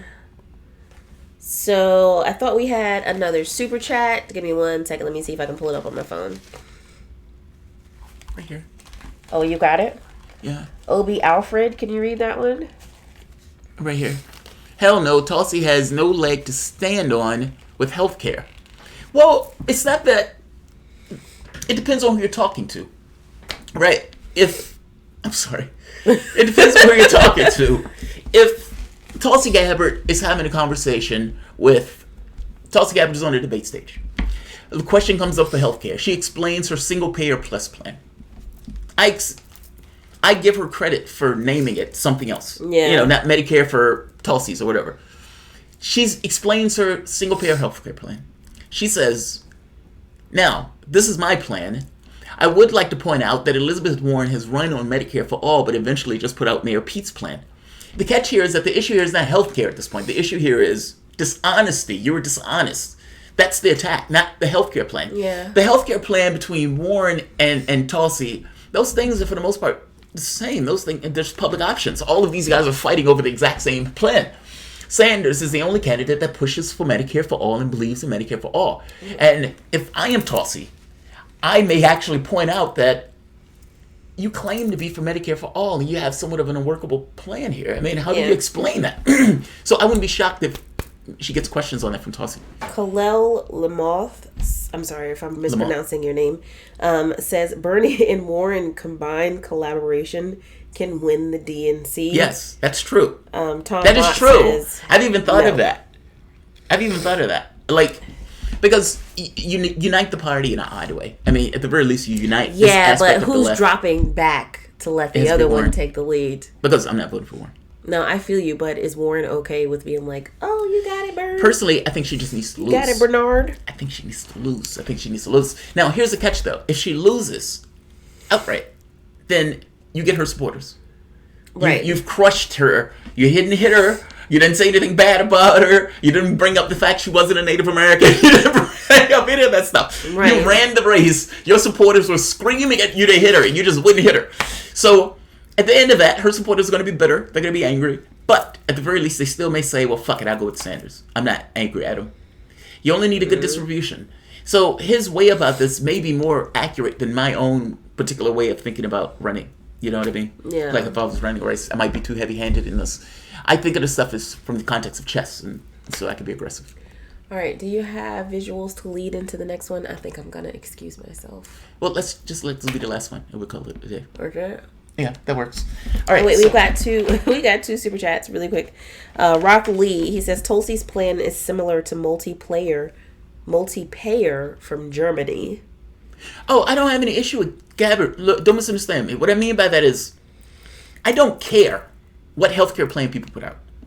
I don't care. Just be honest. And just tell me what it is. And if you have a single payer plan, say it. If you have something that is a public option, just say so. Yeah. I don't care what you name it. Just be honest. Don't use the title of something else that you know is popular to Right get there. To get the backing of people, because you need progressive. So I'm gonna say Medicare for all because it sounds really, really good and everybody's backing Bernie, and I want to be where Bernie's at. So I'm gonna say Medicare disingenuous. For all. And then you point through it and you're like, This ain't Medicare. This ain't really Medicare for all. And then you look at Pete Buttigieg, you're like, Pete, are you okay with this? You gonna say anything? Nope, I'm just talking about my plan. Like, Pete, you gotta call her on that. How is she able to appropriate all of the stuff and nobody calls her on it? And Pete has an advantage. All this stuff. Well, no, she gonna come out with some braids or some cornrows. I was gonna say Pete can do that because Pete's gay, and maybe they look differently on it from being gay. Hold on, I got a bunch of super chats. Is there a difference in that? I know that sounds weird. Let me make my point. Men have a dicey hitting women in politics, especially in the United States. They'll do it in the UK. And they'll be like, oh, that's sexist. We learned that in 2016. And so it becomes a little bit easier to kind of engage in a softer way when you deal with women, however you hit men. It's the same thing true. But to be fair, though, Pete Buttigieg, he doesn't run as a gay candidate. Yeah. I mean, he do tell you, anytime you listen to him that he's gay and he has a husband and that type of stuff. But he doesn't, that's not his platform. Yeah, that's not his platform. Right. So that's fair. All right, so Maggie Smith, Maggie Smith says, I'm late. Did you talk about Media Benjamin being accused of assaulting Wasserman Schultz? I saw that, but I don't know what happened in that case. Do that on the story. Did you see the video? I saw the headline, but I don't know. There's a video, Deborah Wasserman Schultz, she's standing there, they're like in D.C., and Wasserman Schultz clearly looks like she starts grimacing, and it looks like something is trying to yank her from behind, and she pulls back, she looks back, and something is going on behind her. Now, I look at the video and I'm like, what the fuck going on? What the fuck just happened? It looks like somebody was yanking her and pulling her. Okay. Was that Medea Benjamin? And if that was Medea Benjamin is fucked. Because that looks like she was being, pulled. I understand that lefties look at this and they like Medea Benjamin and they don't want to say anything bad about her. But I can't tell what happened. Yeah. Right. And, rational human being looks at that and be like, clearly something is happening to her. It honestly looked like somebody was tugging on her from behind. Now, whether they consider that assault is, it's different. When you put your hands on somebody, it's a case for assault. It's a case for assault, right. All right, so next one from Kalel Lamoth again says, if Bernie convinces Warren to be VP, that's goals. It ends the primary at that point. Joe Biden can't win. Her supporters would immediately lump on. For some reason, I'm just trust her. Sick of Warren. I gotta be honest. I don't want her as anything. I mean, like, not as anything. Wow. That's pretty sexist. I guess I'm just to the point where I'm so tired of her. I'm so disgusted by all of the games that she's played and all the lies. Wait. And so I'm just more like, could we get maybe Nina? Could we get maybe Tulsi? Could we get, a woman of color is what I think they're talking about. But my only issue with her is if she would have ran in 2016, no issue. My issue here is he's doing what you said you want to do. Because she's like, we need big structural change. It's like, great, get out the race and let the guy do the work. Yeah. Not to mention, he tried to get you to run in 2016 and you wouldn't do it. He tried to get her to run. He tried to push her to run. I know. And she wouldn't do it. And now she's like, well, I'm going to run. Yeah. And not just, I'm going to run. I'm going to ape you. Right, I'm going to step into it. I'm going to ape you. I'm going to pretend to be pose as your equal. All right, so Obi Alfred. You know what? I don't hate her. I think the problem is it's a contest, and I feel like you're being disingenuous in a contest. And I feel my guy is being honest, and you are not. That's where I strongly dislike her. That's where my dislike hate comes in. Might be a little too. Hate is too strong. Too strong. But I don't hate her. I think she's serious about the bankers. At this point, she's stuck with the public option, meaning she is tired. I gotta be honest. I have no idea what the hell Elizabeth Warren is standing for. I think she would give it away. Don't misunderstand me. I think she would give parts of the public option away because even calling it Medicare for all, and then you find it's a public option, and then you know they're going to have to negotiate that further. So I think she's stuck on something there, even though I don't know what that ends up being.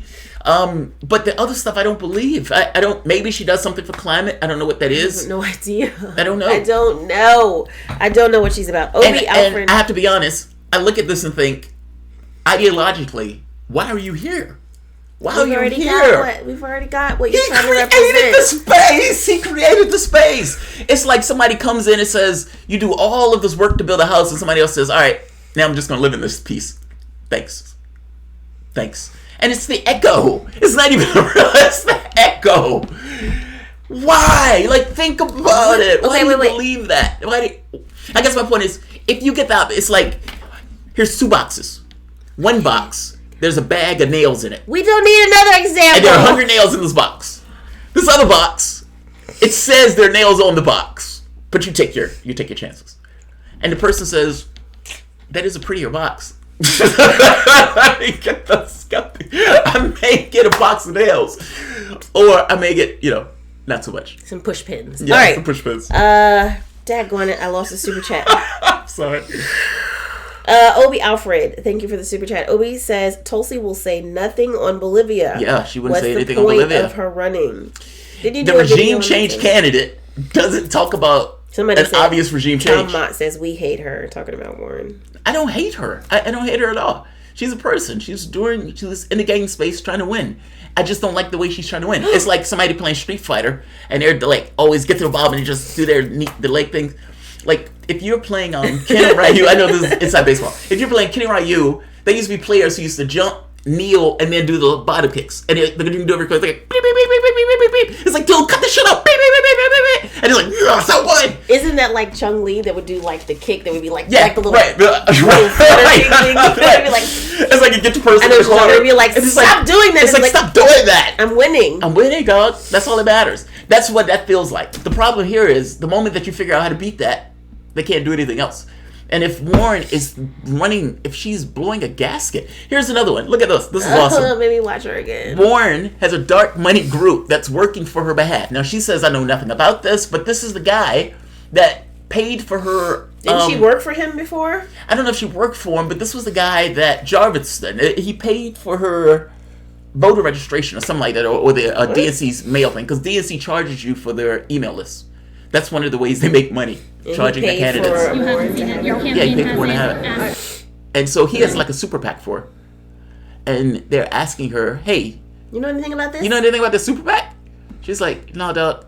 I know nothing about this. Oh, wait, I wanted to read the Twitter post. Can I read it? Go for it. When asked by Fox News about a political article that a dark money group purchased an ad promoting her campaign in the Des Moines Register, Warren tells me that no one has told her about it. She doesn't know anything about it and hasn't seen it. But this is the guy who was working with her. That doesn't mean she's seen it, babe. She that just said she didn't know. For you, praising you for not taking corporate or super PAC money.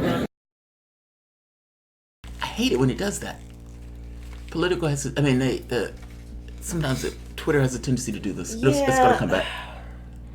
Oh, I see. It was dying in first place. What was your reaction when you first read it out? And couldn't the argument be made that dark money is more problematic than super PACs because they don't have to disclose their donors and you've hit Joe Biden hard for super PACs? So I don't know anything about it. I haven't seen anything about it. You haven't seen it? Your campaign hasn't asked them to no one's told me about it. Your campaign waited on it. So I haven't seen it. Okay. Now, she doesn't like Senator Fox Warren, News. I want to ask you about she doesn't like Fox News. And if you remember, she didn't have the Fox News thing. Bernie Sanders went to Fox News, and Alliance did that town hall and blew out the doors on that town hall.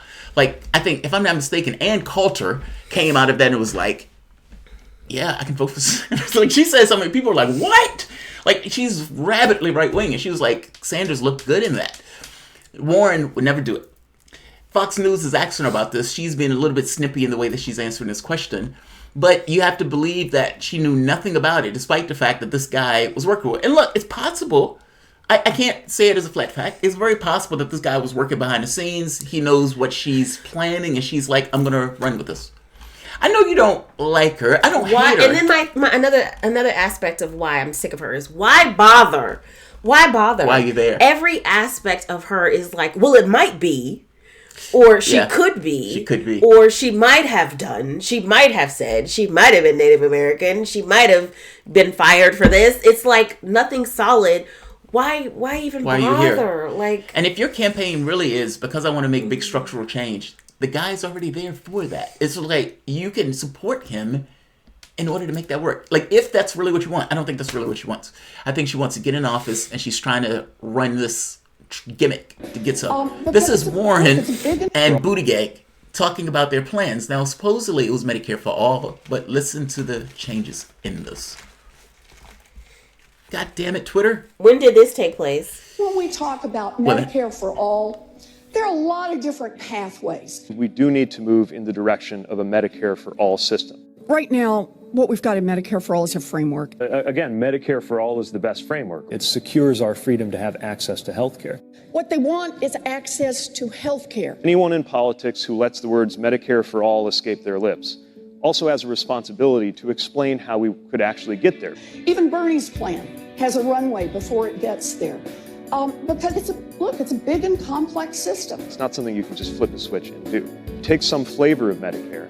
You make it available on the exchange as a kind of public option. And let every person in America join a Medicare for all option to build on Obamacare, to get to Medicare for all. By making some version of Medicare available on the exchanges for people to opt into as part of the pathway to Medicare for all. They'll be able to compare the new system against the corrupt and wasteful system that exists today. So that you can try before you buy, so to speak, as a country. Can be paid for without raising middle class taxes. Doesn't raise middle class taxes by 1 penny, not 1 penny. Wow, that is brutal. That is brutal. This woman has said she was for Medicare for all in every stadium with Sanders on the debate stage. And then she comes out with Pete's plan. Even Nate Silver was like, this looks like Pete's plan more than Medicare for all. Because all of those things line up. I mean, Pete Buttigieg was just honest. Was like, look, public option. Medicare for everybody who wants it. And she does Medicare for everybody who wants it. She just wants to call it Medicare for all. That's brutal. That video is brutal. She is repeatedly called for Medicare for all. What's up, baby? Can I read super chats? Go for it. Because I'm leaving after this one. So Imagine Bull says, be careful. Shit. Sorry. My bad. Oh, my bad. Foul language. Imagine Bull says, be careful with the factual Warren slander, Mrs. Thomas. Emma from TYT may call you sexist. Oh. I'm with Carrie Mark. Carrie Mark says TYT can kiss our pants. I'm not going to use profanity in regards to that, but I don't care about that. Marcus Will, thank you for the super chat. Marcus says Tulsi is doing the right thing, not speaking on Bolivia. Yeah, I don't think so. I don't think so. I mean, the fact that Sanders came out immediately and was like, this is a coup. And when pushed on it, because, by the way, you can hold the position on it because it is literally a coup. Like, even if you want, nobody, for the moment, even if you step back and say, okay, we don't know if the U.S. military was involved or we don't know if the U.S. was involved in clandestine way. All right, the military still said, hit the skids. Like, this goes beyond the political system. It is literally, by definition, a coup. Nobody is saying Tulsi to get into the, and just to make the point that much more clear. This.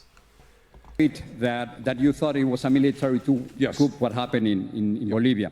Many people have other point of view. They think that Evo Morales had been in power 14 years, that he wanted to fight more, and that he wanted to become a dictator. So what do you think?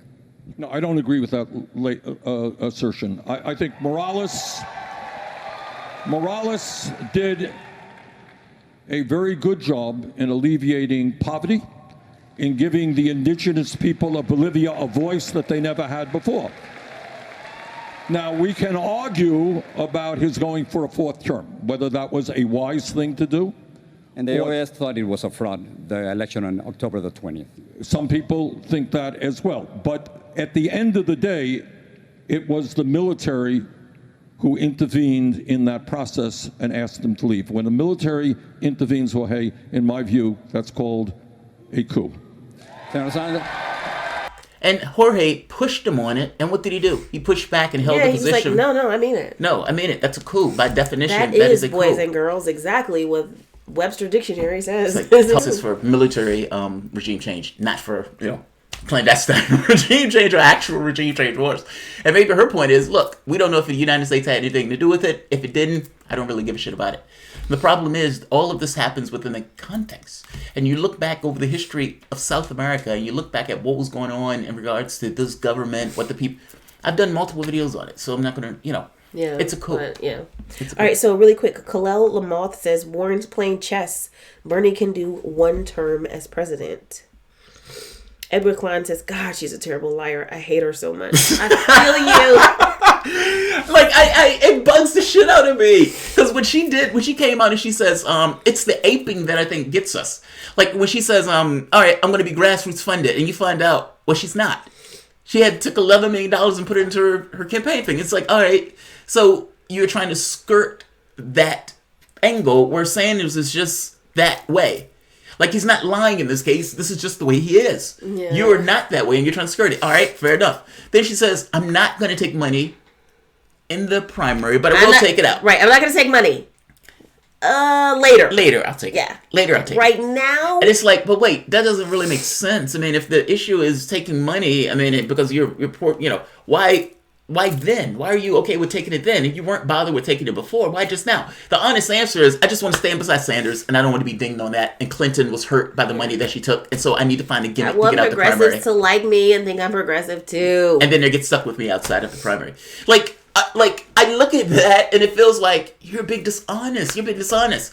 And if you're being dishonest here, why do I believe you on these other policies? And then this. And then she comes out with a public option. She comes out with Pete's plan.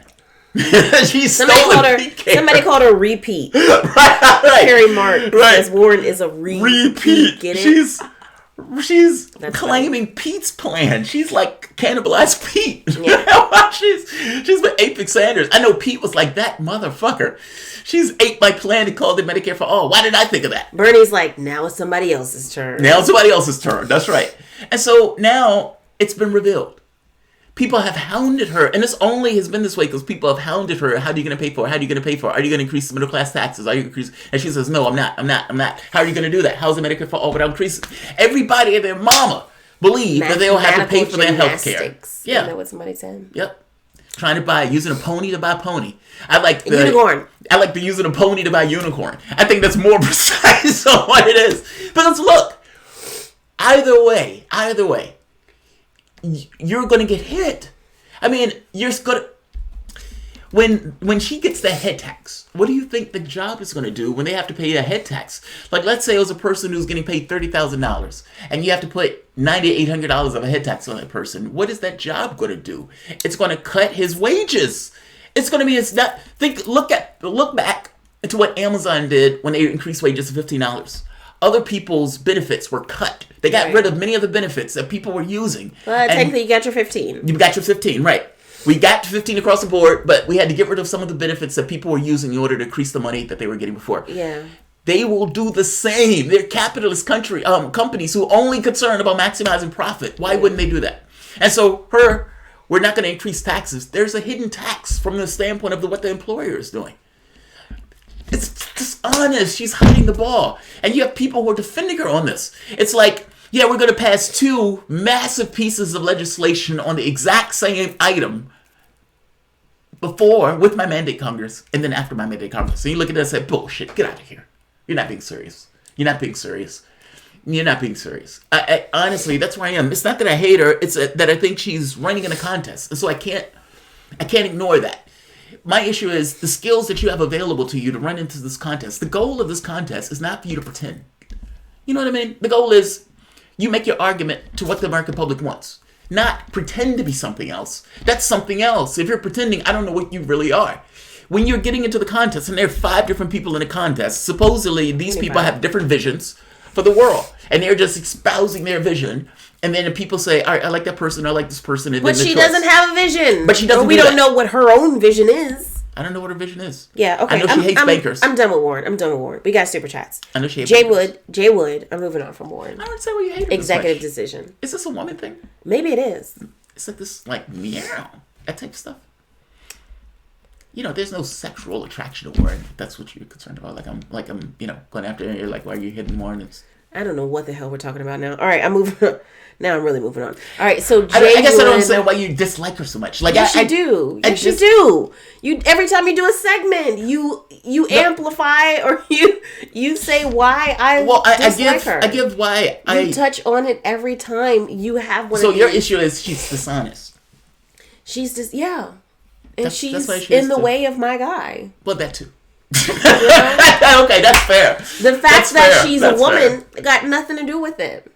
Okay, I know sometimes women have these things with women. No, come on, man, give me a break. But I don't know. All right, so Jay Wood. No, I think you were just all. joking, but no, I don't. No, the first time, but not tractor. I'm joking about that. But I do know. I sometimes... don't care that it's a woman. Okay. I don't have that where I'm like, we're not ready for a woman president. No, we're not ready for this flake. I'm sick of Elizabeth Warren. Shit. Would you have voted for her in 2016?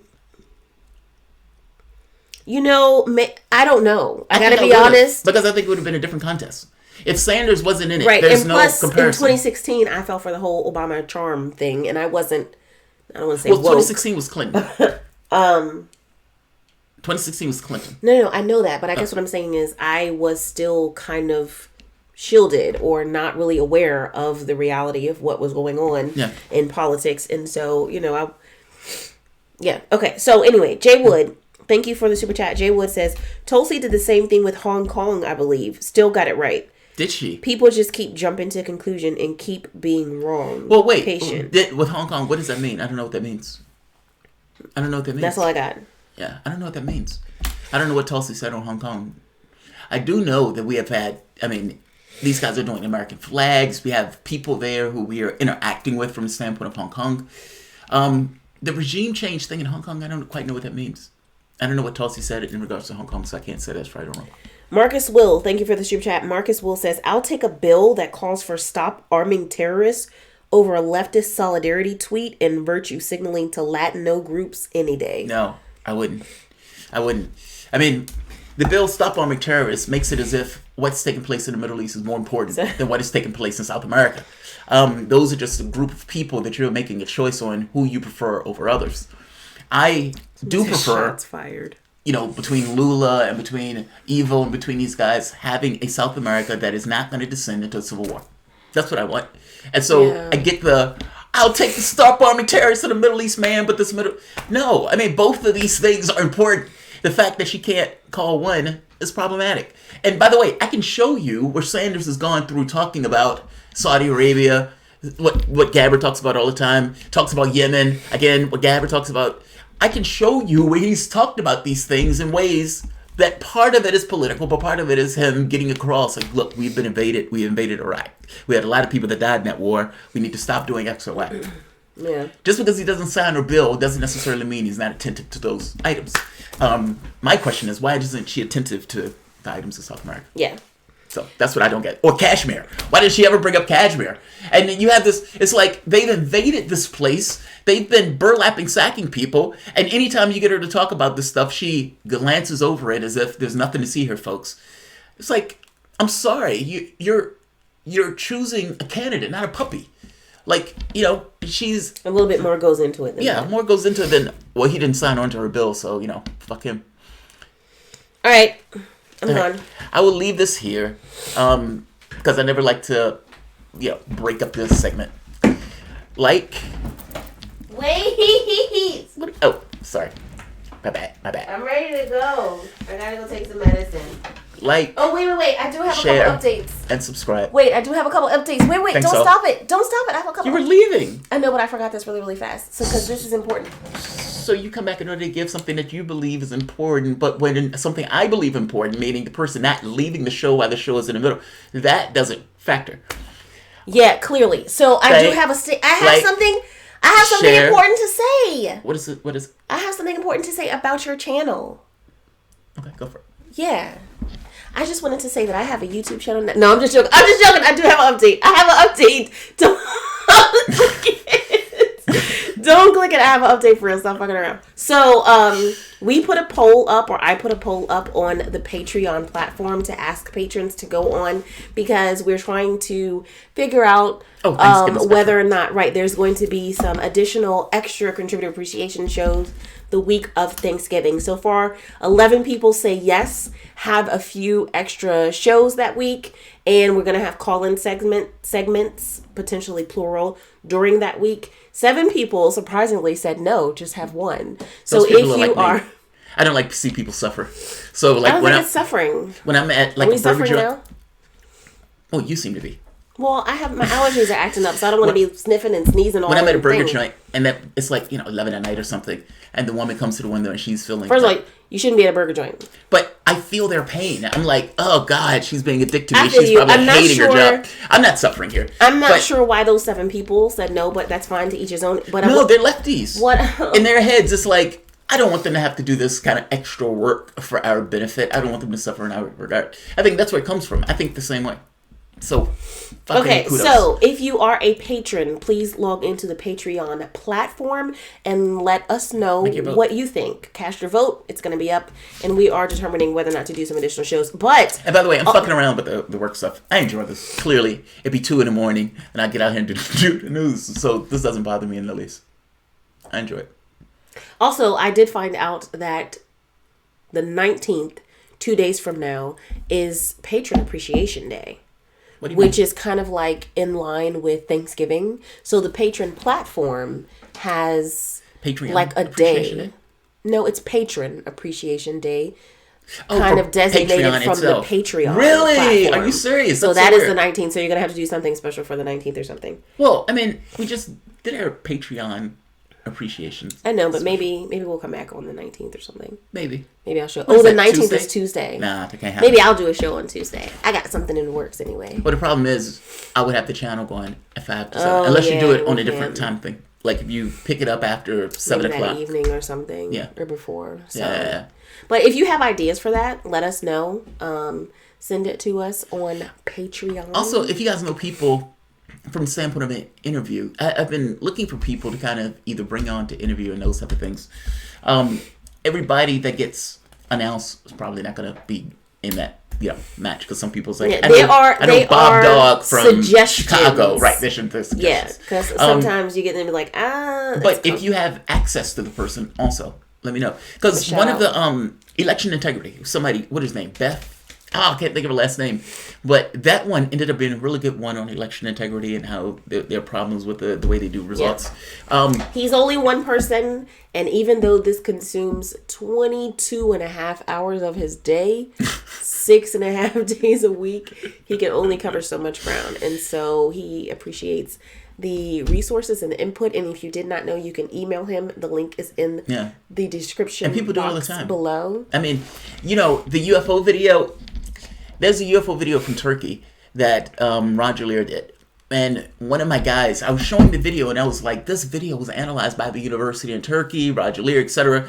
Roger Lear's, and I was giving this explanation. In my email box, Kuntz. Didn't somebody send you the analysis? He sent me the analysis from the university in Turkey that was trying to debunk the video and could not debunk the video. It comes back saying, this video is legit, it's from this particular type of camera, and it's like, oh! And I bugged her. I was trying to get her. I was like, do you get the gravity of this moment?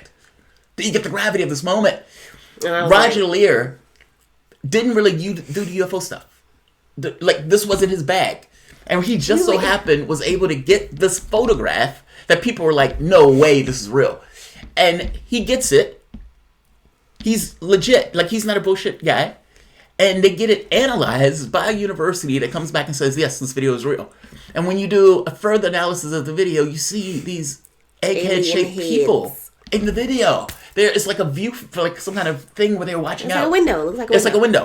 And I am like, wow. And I'm like, oh my God, this video needs to be analyzed relentlessly, because if it is true, this video is the greatest depiction of the UFO thing. The issue is solved. at least from the standpoint of whether or not this is something else, because this is clearly something else. But again, that's if it's true. Wait, which is why the analysis what? matters so much. How did we get here? We got here because I was making the point that people send me stuff all the time, and that stuff is beneficial in a sense of So if you have something, help this stuff. send something. Yeah, I was wilding out over that like nobody's business. For the super chat, somebody said they thought Jamal was a vegetarian. Negative. Carnivore dog. Carnivorous. I was gonna say herbivore, but nah. Unfortunately, my mom. Don't blame your mama for your actions. Well, I mean, everybody's actions to some degree is derivative of where they came from. I mean, Burger King, McDonald's, all these guys know that if you can get a kid hooked at 4 or 5 years old, you have them for the rest of their life on odds. And what you choose to let your kid eat, especially if you're a meat eater, you've essentially set your kid's appetite and set your kid's diet for forever. That kid at the point of like 28 is going to have to try to figure out, all right, now I need to... Because that stuff, it doesn't necessarily, there's usually like a momentum of going with it. Unless that person was a kid and just said, Mom, I don't want to eat this shit for whatever reason. But we didn't, that was in our household. I don't know any vegetarians growing up. You know, you represent your culture. Yeah. And later on, when I got 23 or 24, I was trying to do it, but I was eating like French fries and cheese and stuff like that. That was horrible. I was a vegetarian for 5 years, and I met Jamal, and maybe after a year, started back on the carnivorous crack. Yeah, it's not easy. Back. You drive down the street, there's a McDonald's, a Burger King, a well, Wendy's, mine wasn't et cetera, because of the things that I drive by. It's because I have a boyfriend or a fiance or a husband, and I cook meat for him, and it's right there, you know, and it's so convenient. But even when you're driving home from work, it's right there. I don't drive home from work. I work from home. Well, you didn't used to. You didn't used to. All right. It's always difficult to pull that stuff off. Let's see. G. Bailey, Virginia for Bernie. Yes. G. Bailey, have you signed the Bernie ballot signature page? Go look that up if you haven't already. Virginians for Bernie. Get him on the ballot. Somebody said, Miss Thomas, I love your hair. All right. I'm going to end this here after your last super chat. Send him a message on Patreon. Just to show this part, Senate Democrats joined GOP to back automatic austerity bill that would gut social programs, hamstring bold ideas. What this is, the Senate Democrats are working to put through a bill that would effectively create an automatic austerity plan. Nancy Pelosi has came out saying there would have to be pay-go rules in Congress. Now, Pelosi has already said she doesn't want Sanders and Warren's platform, meaning the Medicare for All, Green New Deal, none of this stuff. She's not on board for it, nor are the Democrats in the Senate, and they're trying to find ways to hamstring the next person who gets in. All of this is because Sanders is expanding. Obama coming out saying, hey, I don't like those lefty ideas. That's probably because Obama and his oligarchs are pushing him, or he has political interests. What's his name? Getting into the race. Bloomberg getting into the race by Bezos. Hey, you need to get into the race. You need to stop those guys from doing that. The other non-distinct black guy who worked for Blaine Capital, I can't think of his name right now, Deval Patrick. You need to get into the race. Somebody needs you. You need to stop it. All of these people are freaking out. Gates coming out talking about, well, I can spend my own money in a particular way. If you started taxing me that much, I started asking questions. Cooperman, the billionaire, they got on TV and started crying and told Warren, fuck herself or something like that. Yeah, he told her, like, she doesn't know who the fuck I am or something like that in one of the videos. Like, it was disgusting because Warren made a video going after the billionaire class. He'd be like, she doesn't know who the fuck I am. Like, he was flipping out. My point is, the Democratic establishment, politically and economically, had, for the most part, had a deal with this political class that, for the most part, fell in line with the oligarchical class that helped pay it. Both are concerned that they're losing power, meaning the Obama types, the third-way Democrats, but the plutocratic class that these guys agree with. Some of these guys are even a part of. Nancy Pelosi has $100 million in the bank. So this agreement is breaking down because the public is like, we want something else. And they're freaking out trying to throw bodies in. But the problem is every body that they can throw in can only mimic a message of an Obama type, like a Deval Patrick, or a Pete Buttigieg type, or the best they got, Joe Biden. And in their heads, Joe can't carry the load. They're freaking out. What are we going to do? All of this has to do with that. Democratic Party, that freaking out, doesn't just stop at the candidates. It also goes into the political sphere. Because again, Obama, Clinton, all of these people are politicians at the end of the day, and politicians within the context of a Democratic Party. It is clearly evident that this also extends to the Democrats who are in office, who are trying to find ways to stop Sanders if he got in office. This puts you in a matter of Brexit, right? Where Boris Johnson is winning. And Parliament goes so far as to make a plan that says Boris Johnson can't leave without these conditions being met. Meaning every time Boris Johnson got some legway, they found a way to hit him in the knees to stop him from doing what he wanted to do, which was to leave. Yeah. It only became clear when he says, fuck it, we need an election, I can't do anything else. But up to that point, Parliament was literally doing things to stop the Prime Minister from doing what he wanted to do in the context of Brexit. I'm saying that they are doing the exact same thing here. Democracy be damned. If Sanders wins, he would win on a mandate. All of the money that they would have been put against him, billions of dollars. And it's the public still coming back and saying, we still want him. We still want him. And the Democratic Party saying, yeah, we have a better idea on how this country should look. Think about that. That is perniciously damaging to any notion of a democratic order. They cheated him in 2016. They would not accept the election results in regards to Trump. And in this situation, the DSCC, BCCC, has literally gone out in order to attack lefties throughout the country, choosing the candidates that they themselves wanted. This is, again, a small body of people, part of this kind of plutocratic oligarchical class of an established democratic order, choosing who they want and not allowing certain people. Sanders gets to the point, and even more to some degree, and they are freaked out. And they're like, how can we stop these guys? And if they do get in office, how do we stop their agenda? Yeah. Because, again, if Sanders... Preemptive strike. If he gets what he wants, if Sanders gets Medicare for all, what does that mean for Obama? And what does it mean for third-way Democrats? That for the last 20 years has told you, this is all we can do. Yeah. Incrementalism. If he gets and he succeeds, it destroys all credibility from the last 20, 30 years of the Democratic Party. Meaning, the Democratic Party has every incentive in the world to stop Sanders. Not just the Republican Party. The Democratic Party itself, even if he gets elected, they will stand in his way in order to see, we told you we couldn't do it. And they would block him all the way that they could. Right here. They're doing this preemptively right now. Isn't that amazing? That is amazing to know. I love this because I like my enemies clarified. If I don't know who my enemies are, I'm probably going to lose. I'd rather be clear on what I need to burn down. This should not be supported. They should lose. Don't misunderstand me. Either they support the agenda or they lose. And I'm saying this with 60% of the population agreeing with me. So this is a fail. None of that should be supported. No party should be supported when that party has gotten to the point where they believe that they know better than the rest of what the public is trying to change. The public has found them utterly and entirely corrupt and impossible to change. Hence, Sanders. Otherwise, Sanders wouldn't exist. Sanders' existence is literally to reinsole this party. And if they don't want to let him do it, that shit needs to be burned. ERN down. Guys, I want to thank all of you for coming. I want to thank my wife who braved an allergy attack. You know, those things can take you out. I'm about to go get medicated. Right, it's about to get medicated. No, guys, I want to thank all of your support for the channel. I mean, they do demonetize these videos. I could show you the background. No. But they...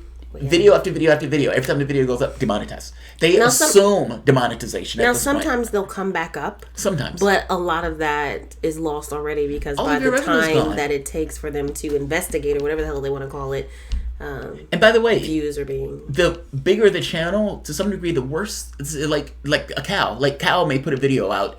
Cow may get... Let's say, yeah, from Secular Talk. Oh, I said he may get like 30,000 views. And the video then gets monetized. He's just lost 30,000 views. Like, on mine, I get aggravated. My views have started to go up. My videos have gotten more precise, I suppose. I mean, doing the radio show and everything else. And so I've seen my viewership go up, not to mention the election results and all this other stuff. But because of that, it takes days sometimes, and they ding me for those. So when I say this content is brought to you by you, I really do mean it. And I really do mean even $1 helps in order to keep this channel ticking along. And I want to thank you, whether that's, you know, you guys are getting super chats, whether that's just even liking the video and sharing the video. I do this so much better. I don't think so. I think I do the spiel better than you. I think you have an It's inflated cool, bro. sense of I got self. one job. Yeah, more than one I'm job. killing it. Killing it. All right, let's go. Have a good night. Happy Sunday. Have a good week. Like, share, subscribe, and guys, thank you. I'll see you tomorrow.